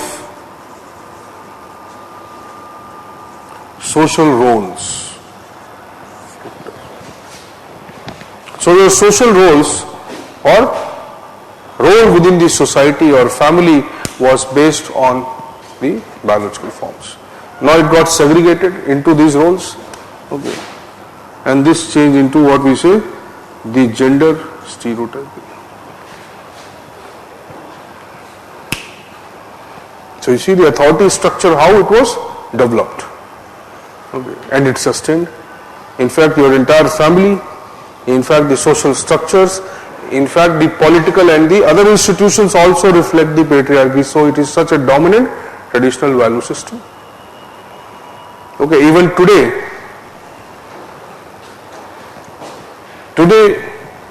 let us say Weber was analyzing a traditional society somewhere in 1800. Okay. Today also you are talking about patriarchy. So for how long this value has sustained itself? So it's a very dominant. Okay. Today you accept secularism. Okay. But you don't accept gender equality.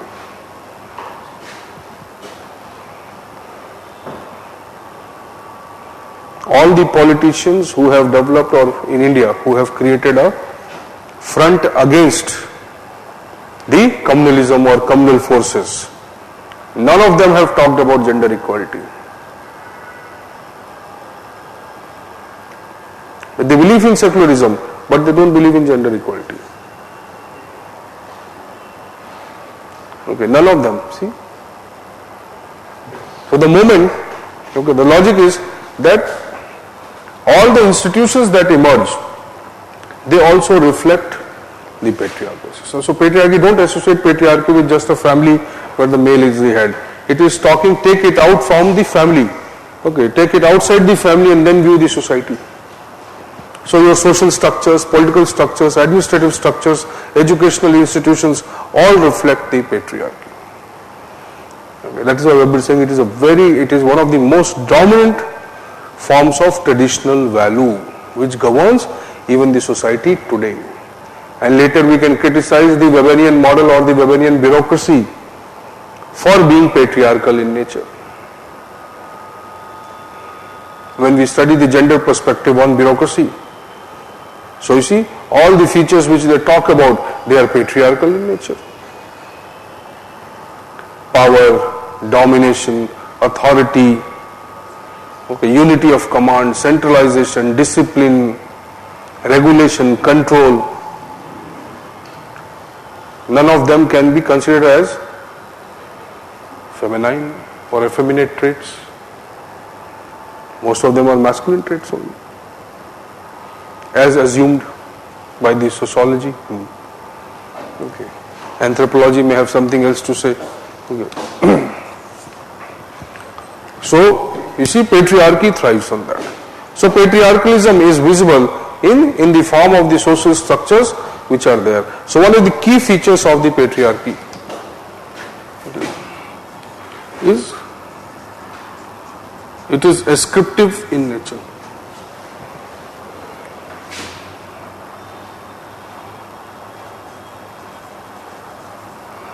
Mostly hereditary.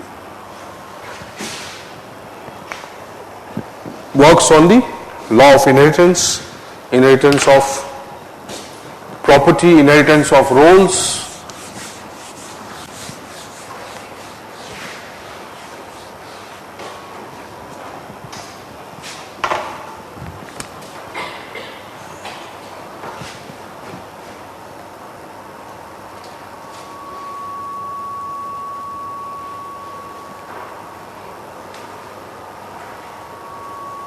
Social status and roles are ascribed.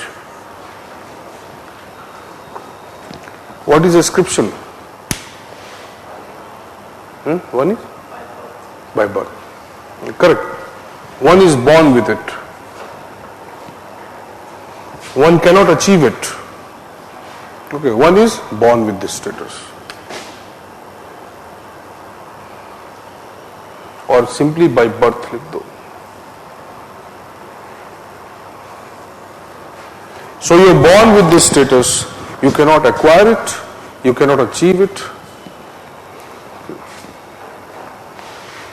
You are this, that's it. Okay, and one of the biggest problems of this ascribed status is that it cannot be changed in your lifetime. So you cannot change it. Whatever you do, you cannot change it. Okay.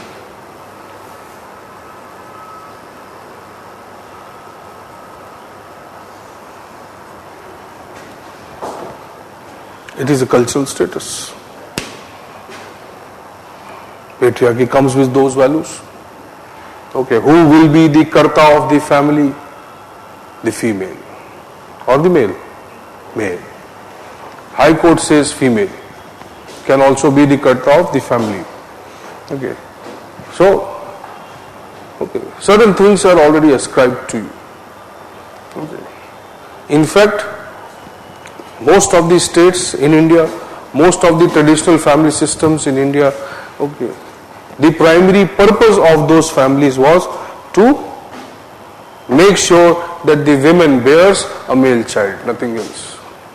And the day women used to do that, it was considered that now she has taken a dip in the Ganga and now she is ready for the moksha, and she will attain the moksha because she has a son. Okay. So you cannot avoid this influence on the social structures which will emerge. Okay. So ascriptive है, hereditary है. Okay. Hereditary in terms of ownership.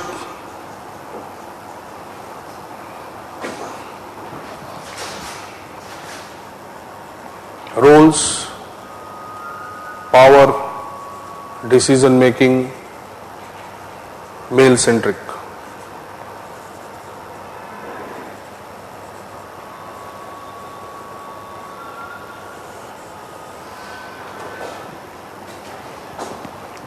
Okay. Even today also, many educated people, working in the corporates or otherwise,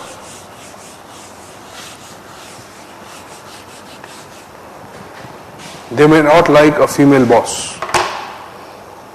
In the bureaucracy also. Okay, it is very difficult to accept.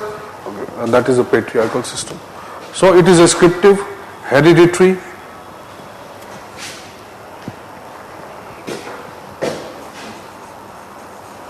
The system serves the male ego.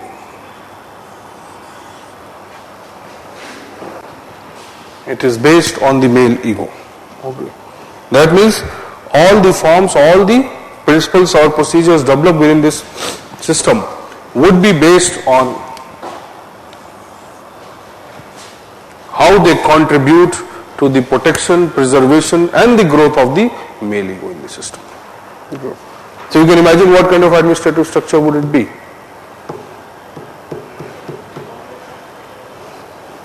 Male dominated, all the key positions with the males. Okay. In fact, the major decision making, okay, the dominant positions like army chief or for that matter prime minister or for that matter head of certain departments, all will be dominated by females. In fact, in a patriarchal system or patriarchal traditional structure, there will be elimination of females from any administrative role. Okay, and even if there would be, they would be in the subordinated positions. Mostly, the female will have domestic role.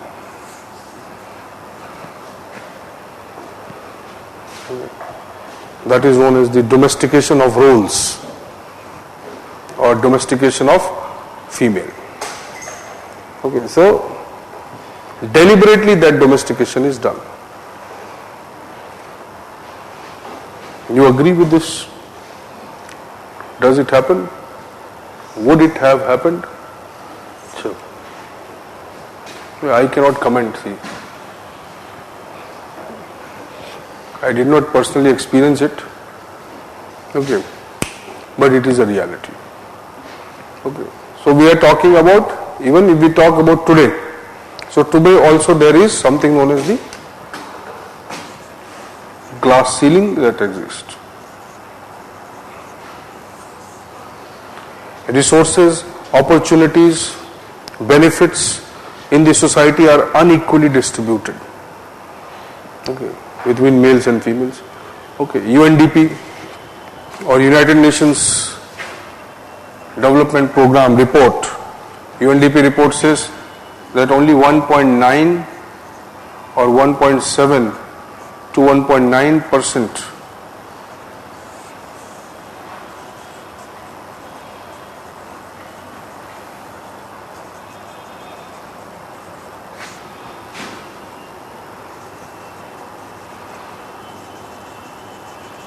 Global resources are under the ownership of females.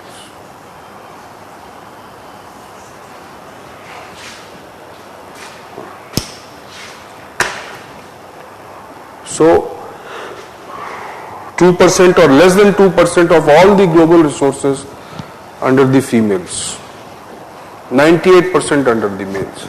So, it is a big or stark inequality which is existent, and this inequality would be reflected in terms of the institutions also, administration. Indian bureaucracy, is it patriarchal? No, it is representative in nature, but it does not provide positive discrimination, affirmative action for the females.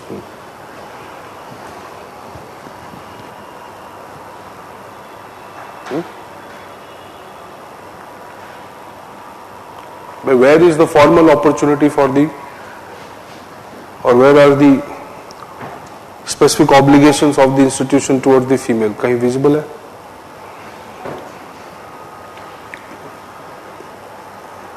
Who is coming from feminist mindset?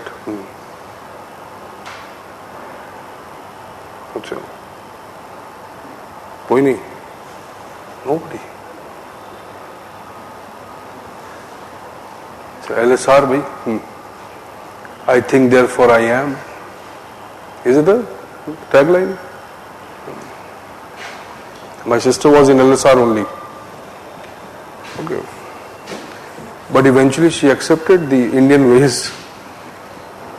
Okay. No, she did not accept. So a number of issues emerged because of that.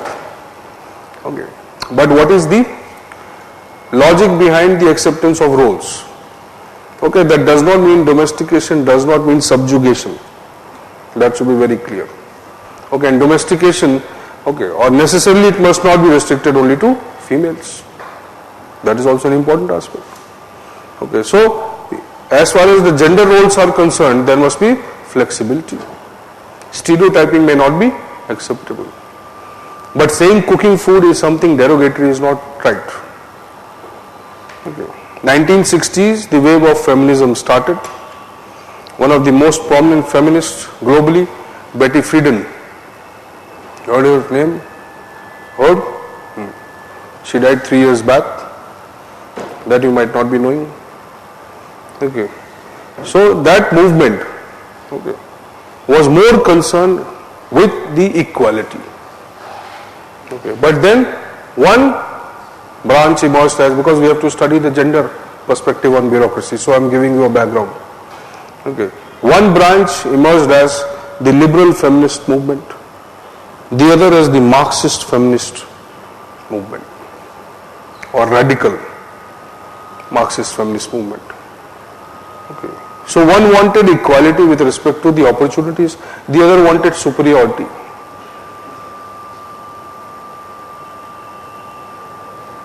Okay. So even if you go seek superiority, then also there will be a gender disparity. Okay, but it will be a inverse or reverse gender equality, disparity, which is happening. Supreme Court says that there is legal terrorism in India associated with women laws. Section 498A, okay, Dowry Prohibition Act, or something. Okay, is it true? Males की भी तो कोई सुनने वाला होना चाहिए भाई. Nobody, institutionally. Okay, so bureaucracy, okay, though it does not reflect the patriarchy, but you can say bureaucracy as a structure is thriving on patriarchy. The qualities which are associated, now the modern day bureaucracies obviously may differ. Okay, but if we talk about the initial phase of the evolution of the bureaucracy as the organization or the form of structure to be used in governance, okay, the preference for the male-centric values, recruitment procedure, criteria for recruitment, the merits which were evaluated, they were all basically patriarchal in nature. Okay. So you cannot say that what Weber is talking about was only relevant for a traditional society. Even in the modern society we see patriarchal features. Okay. But those patriarchal features are more restricted to the personal sphere. Okay, they are not visible in the public sphere. But what here he is saying, that this patriarchy, which is a traditional or personal value system, maybe related to a community or religion, is reflected in the public sphere. Okay, that is the big difference. So today we might be patriarchal in nature, but we'll never show it in the public. Or we will never transform that patriarchal value system into a institution. Okay. Even though institutions of marriage, institutions of society and family, various things, inheritance, property laws and so many things, they still are patriarchal in nature. Okay. So try to understand Weber's logic. Weber is not concerned with simply patriarchy as a value or how it creates a difference between males and females. He is more concerned with that this patriarchal value system is reflected in the social institution. It is formalized into a structure of it. Okay, now you write. It's okay. Because this is a very controversial discussion.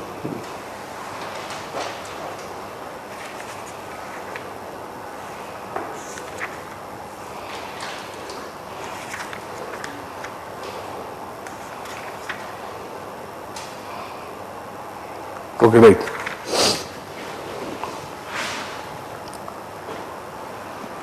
Okay, patriarchalism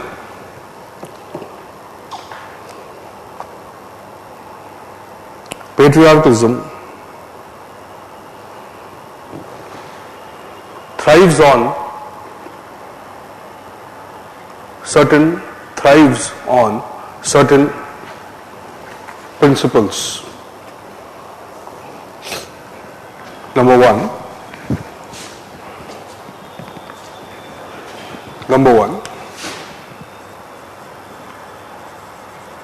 myth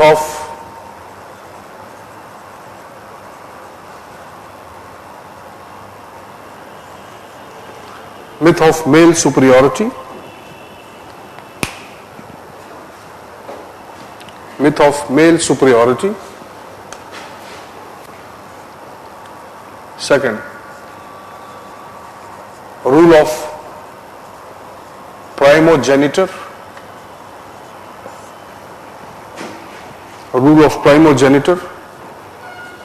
That is,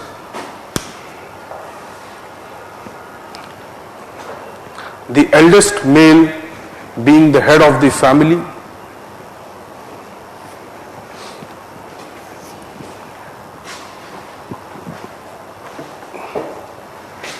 The head of the family.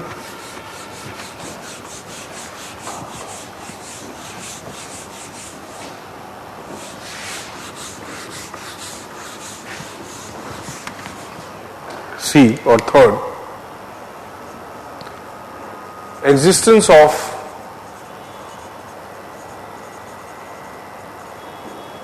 patron client type relationships.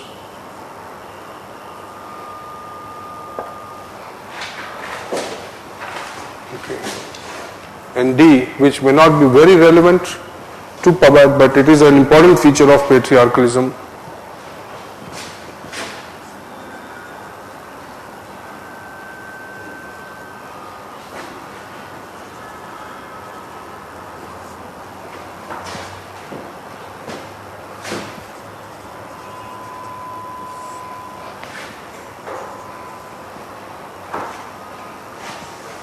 बहुत ऊपर तो नहीं है.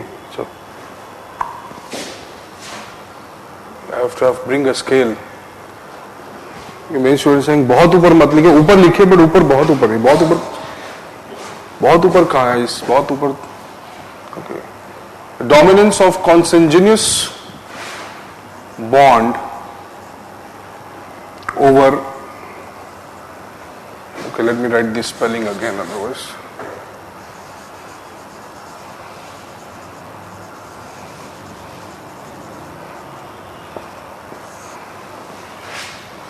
bond over conjugal bond.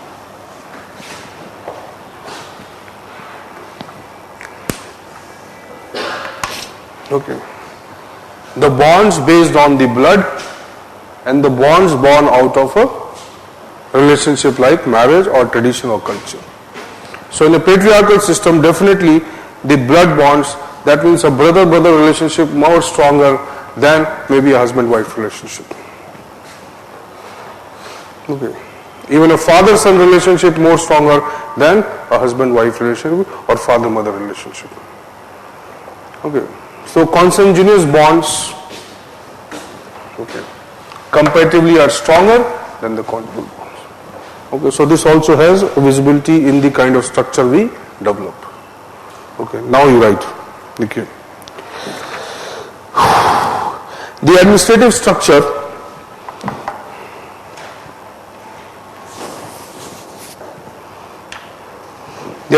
structure consists of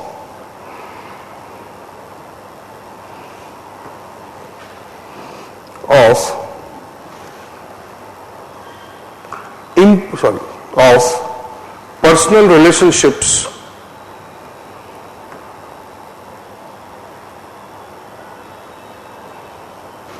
and personal loyalty towards the patriarch. Personal relationships and personal loyalty towards the patriarch.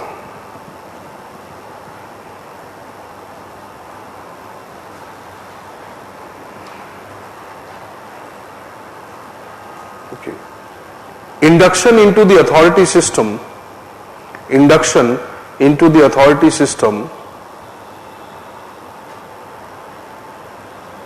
is not based on merit but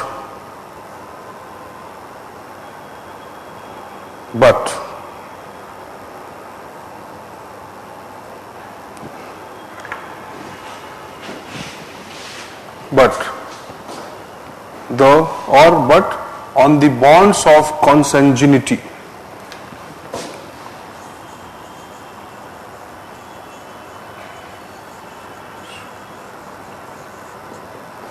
Bonds of consanguinity, that is the blood relations. Okay, which is equally visible in monarchy, no doubt. Okay, monarchy is like a patriarchal system only. Okay. But it has patrimonial as well as patriarchal, both the features. Okay. So your recruitment, selection, maybe, if we talk about those things there, criteria for the membership of an individual into the authority system, those are all irrational criteria. Why irrational? Because they may seem to us today as useless. Just because he is your brother, you have given him this authority. Okay, and those people enjoy. In fact, there is no competition whatsoever to the patriarch. So patriarch is exercising absolute authority in this system. The same is not true for any modern rational system. You cannot exercise absolute authority. So here the patriarch has unfettered powers, okay, unquestioned authority. Okay, you can just add this line.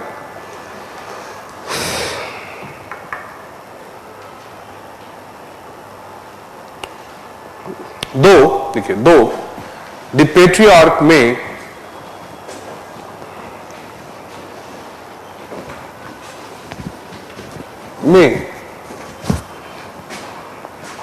exercise limited powers in terms of functions. Limited powers in terms of functions. Okay, because the limit to authority would be restricted, obviously. Okay. Where people are not going to accept his authority, he may not be able to exercise beyond that. Okay. But his authority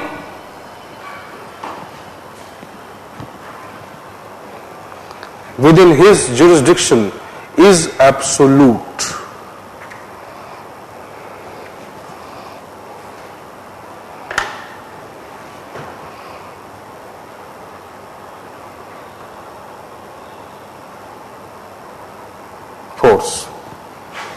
So it is totally absolute. Okay, but we are not saying he is very powerful. Okay, in terms of whatever he wants to do, whatever he can, whatever functions are there, he will do everything. It is not like that. He may be functionally less specialized, probably specialization is absent at all. No specialization. So he might be doing primary functions, but he will be very powerful in those functions. Okay. So there will be no parallel power to the patriarch. Okay. Unless the new generation might come, or he is old, or whatever. Okay. Second form of the traditional system is the patrimonialism.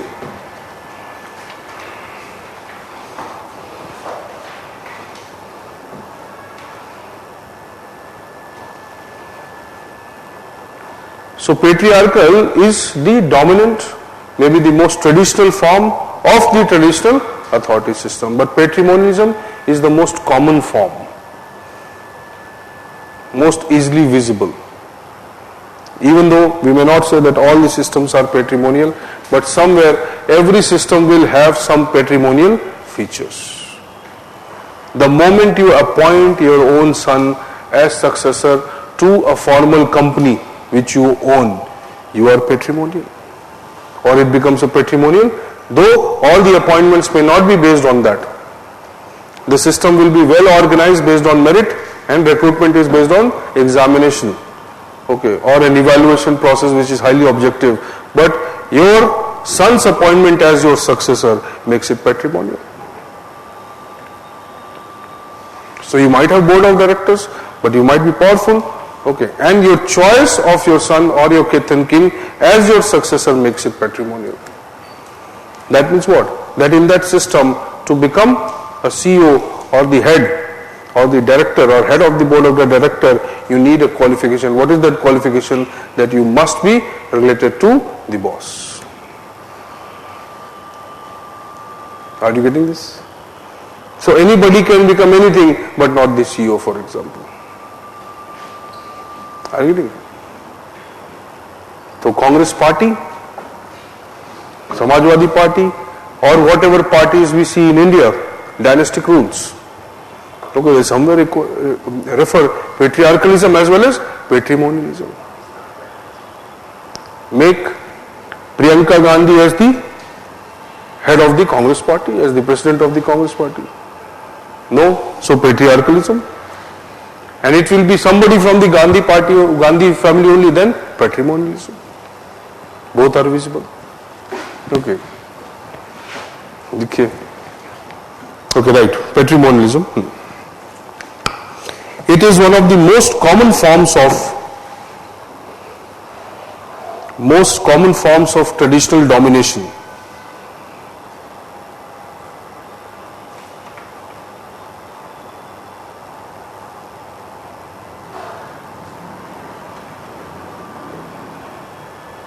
Common form of traditional domination. Okay. Patrimony means from father or ancestors.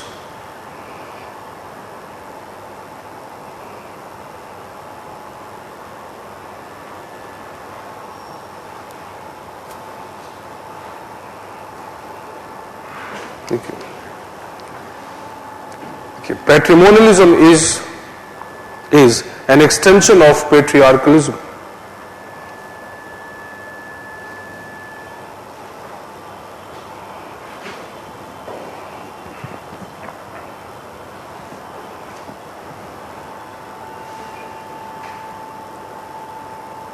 Patriarchalism. Why? Why do we say so?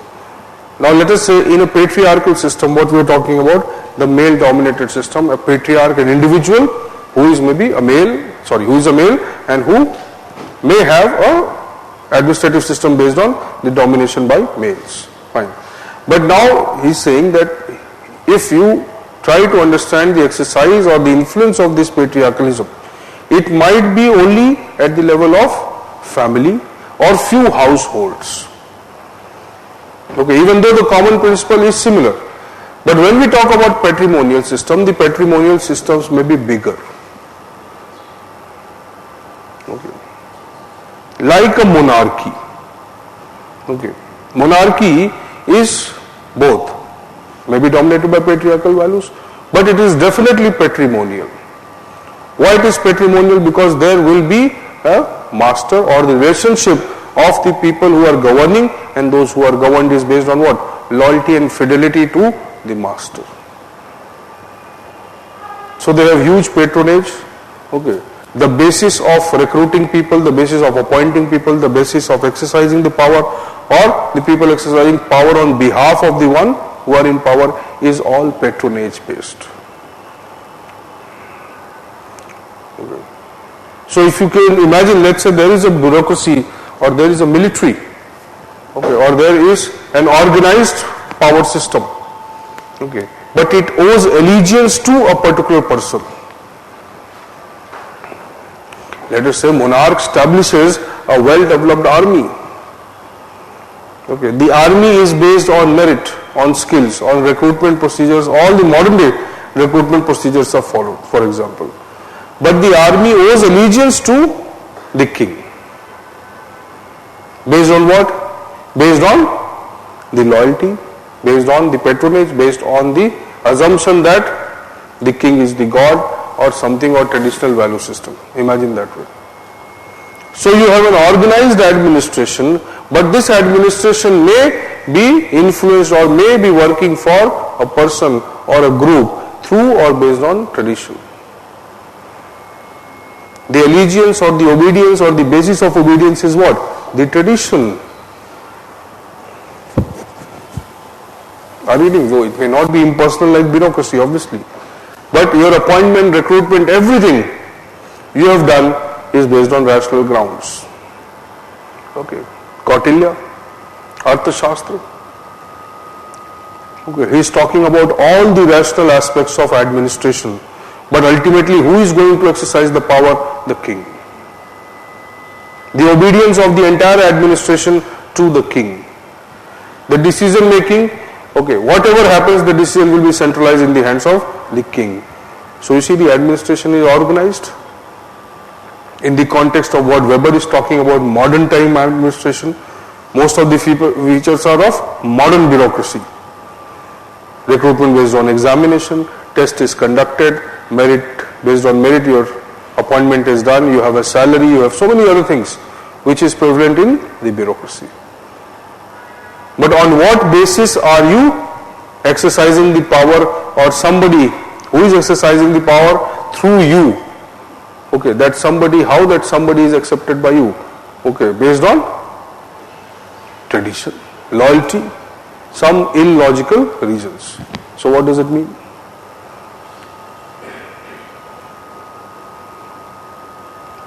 What kind of system will that be?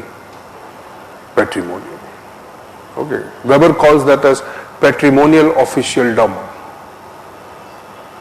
There are official elements, but the basis of organizing or exercising the authority is still the patronage only. So you are a Senapati, but skilled Senapati, and your appointment has been more or less done free and fair, but it was the king's power to decide, or choice was with the king to decide whether you will be a Senapati or not. So out of 10 skilled people, it is the king who is going to choose the one skilled which he feels is more skilled, may not be factually more skilled, but there are other considerations apart from the merit. Are you understanding this? So in a patrimonial system, okay, he is trying to say that, okay, family or household, so to that extent a patriarch can exercise the power.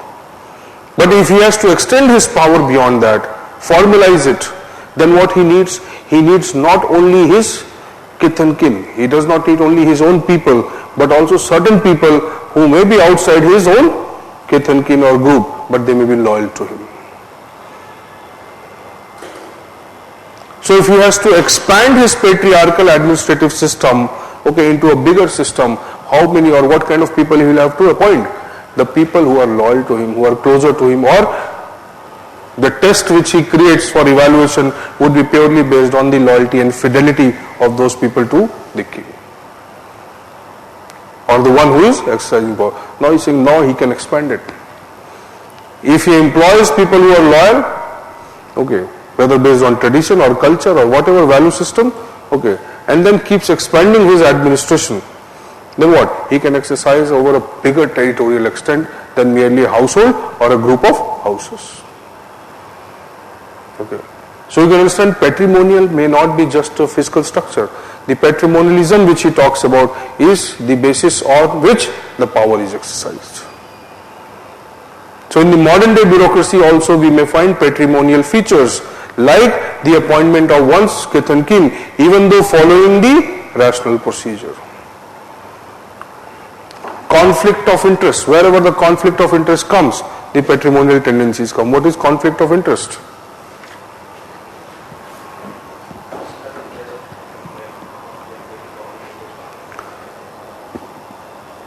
The post of deputy prime minister, the post of deputy chief minister in UP, 2 deputy chief ministers created. Why?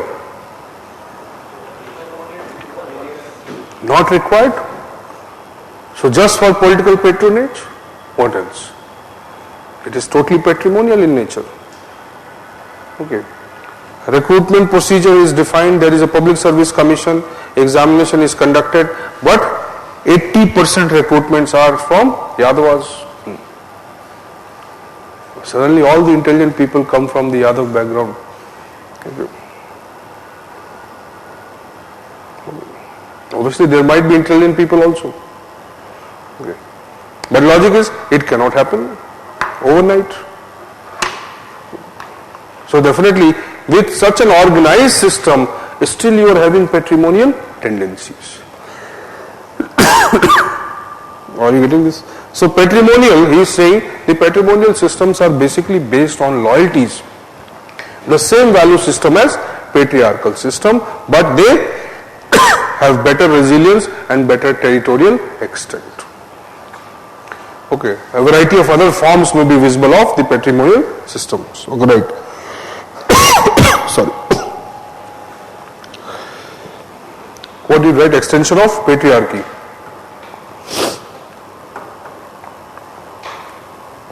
Patriarchy. Here. The basis of exercise of authority, the basis of exercise of authority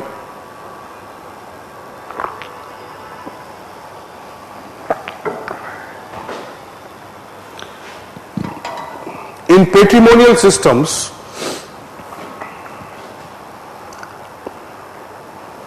is also the loyalty and fidelity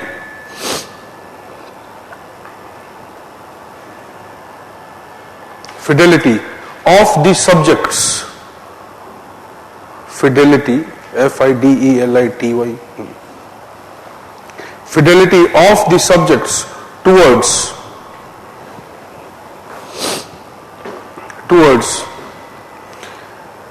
the master or the one exercising the authority.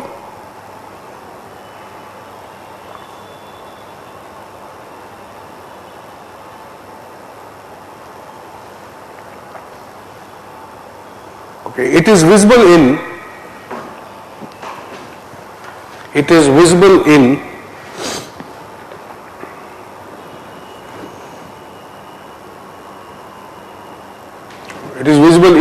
a broader and territorially larger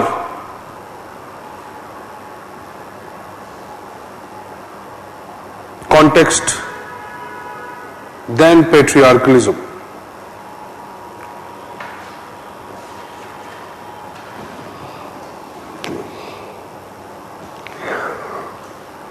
According to Weber,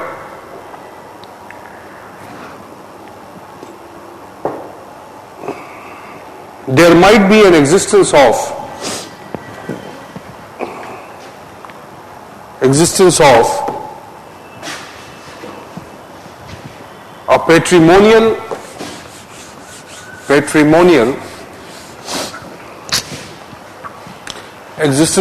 a patrimonial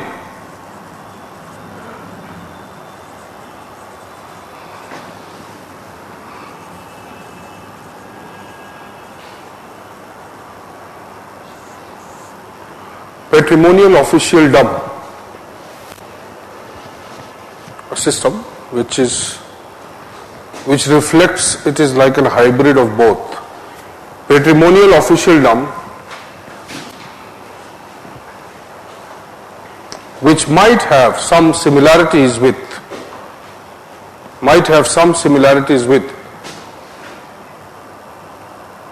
the modern day bureaucracies.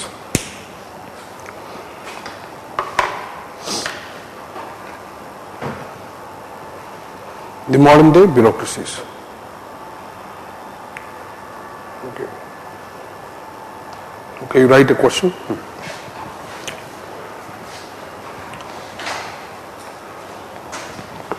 Okay. Distinguish between power, authority and domination. Distinguish between power, authority and domination. As per Weber.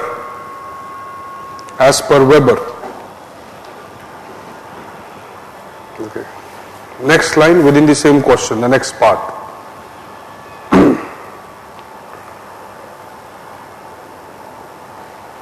Why there is a need for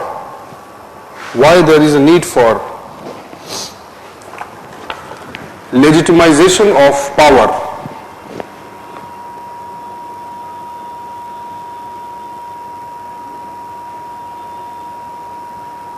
Legitimation for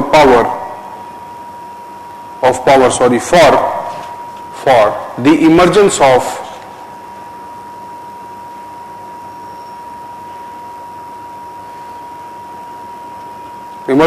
their structured domination.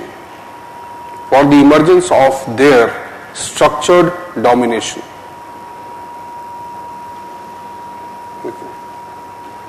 Next question.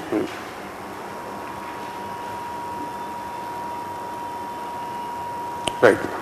Every, within quotes you write, every social action is reflected in the form of a domination,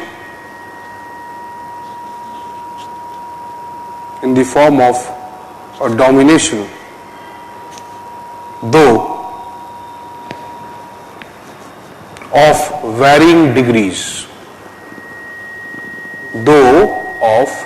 varying degrees of legitimacy. Evaluate.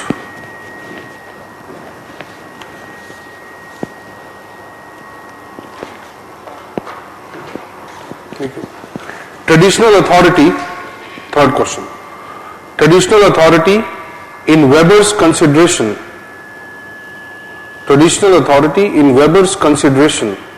is a means by which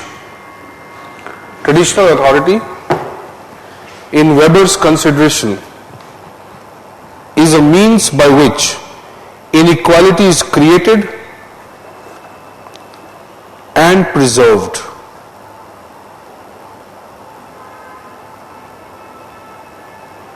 Inequality is created and preserved. Comment. Unquote, comment.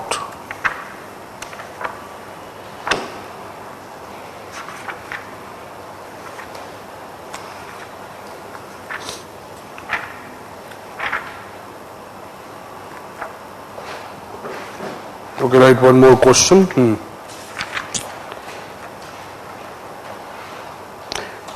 What are the methodological tools?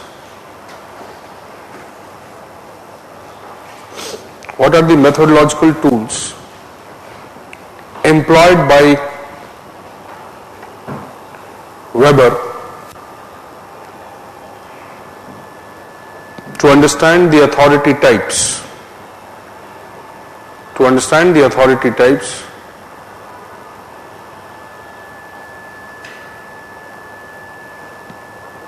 What is an ideal type? What is an ideal type approach?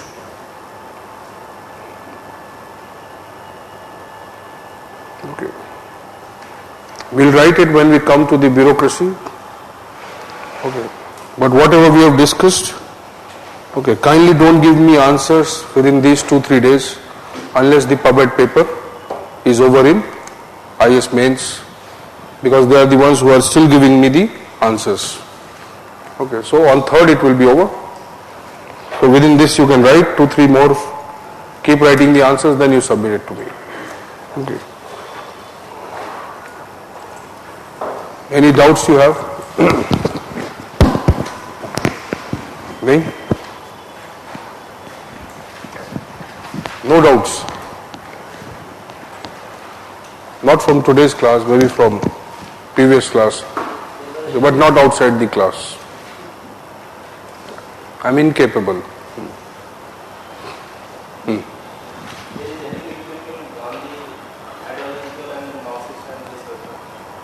Any link? Gandhi was purely socialist.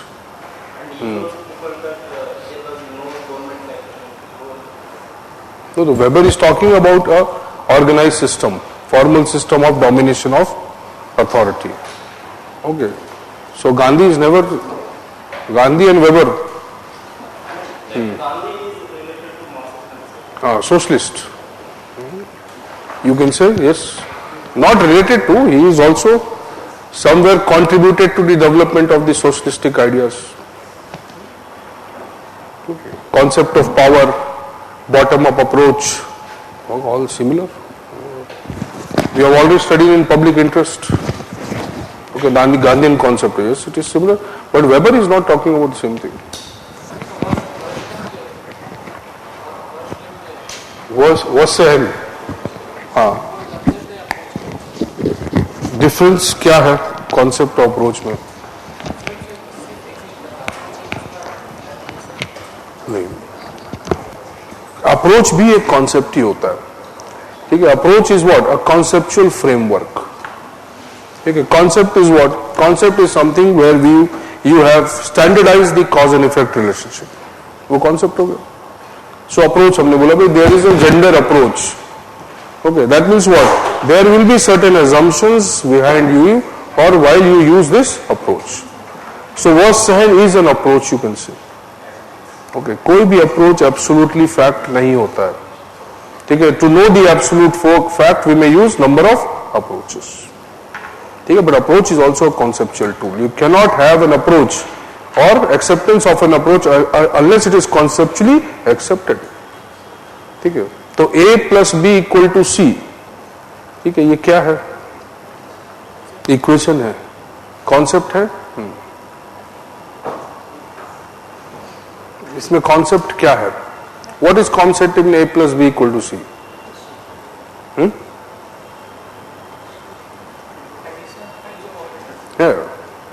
So if you are using the operator, you have defined that what this operator would be.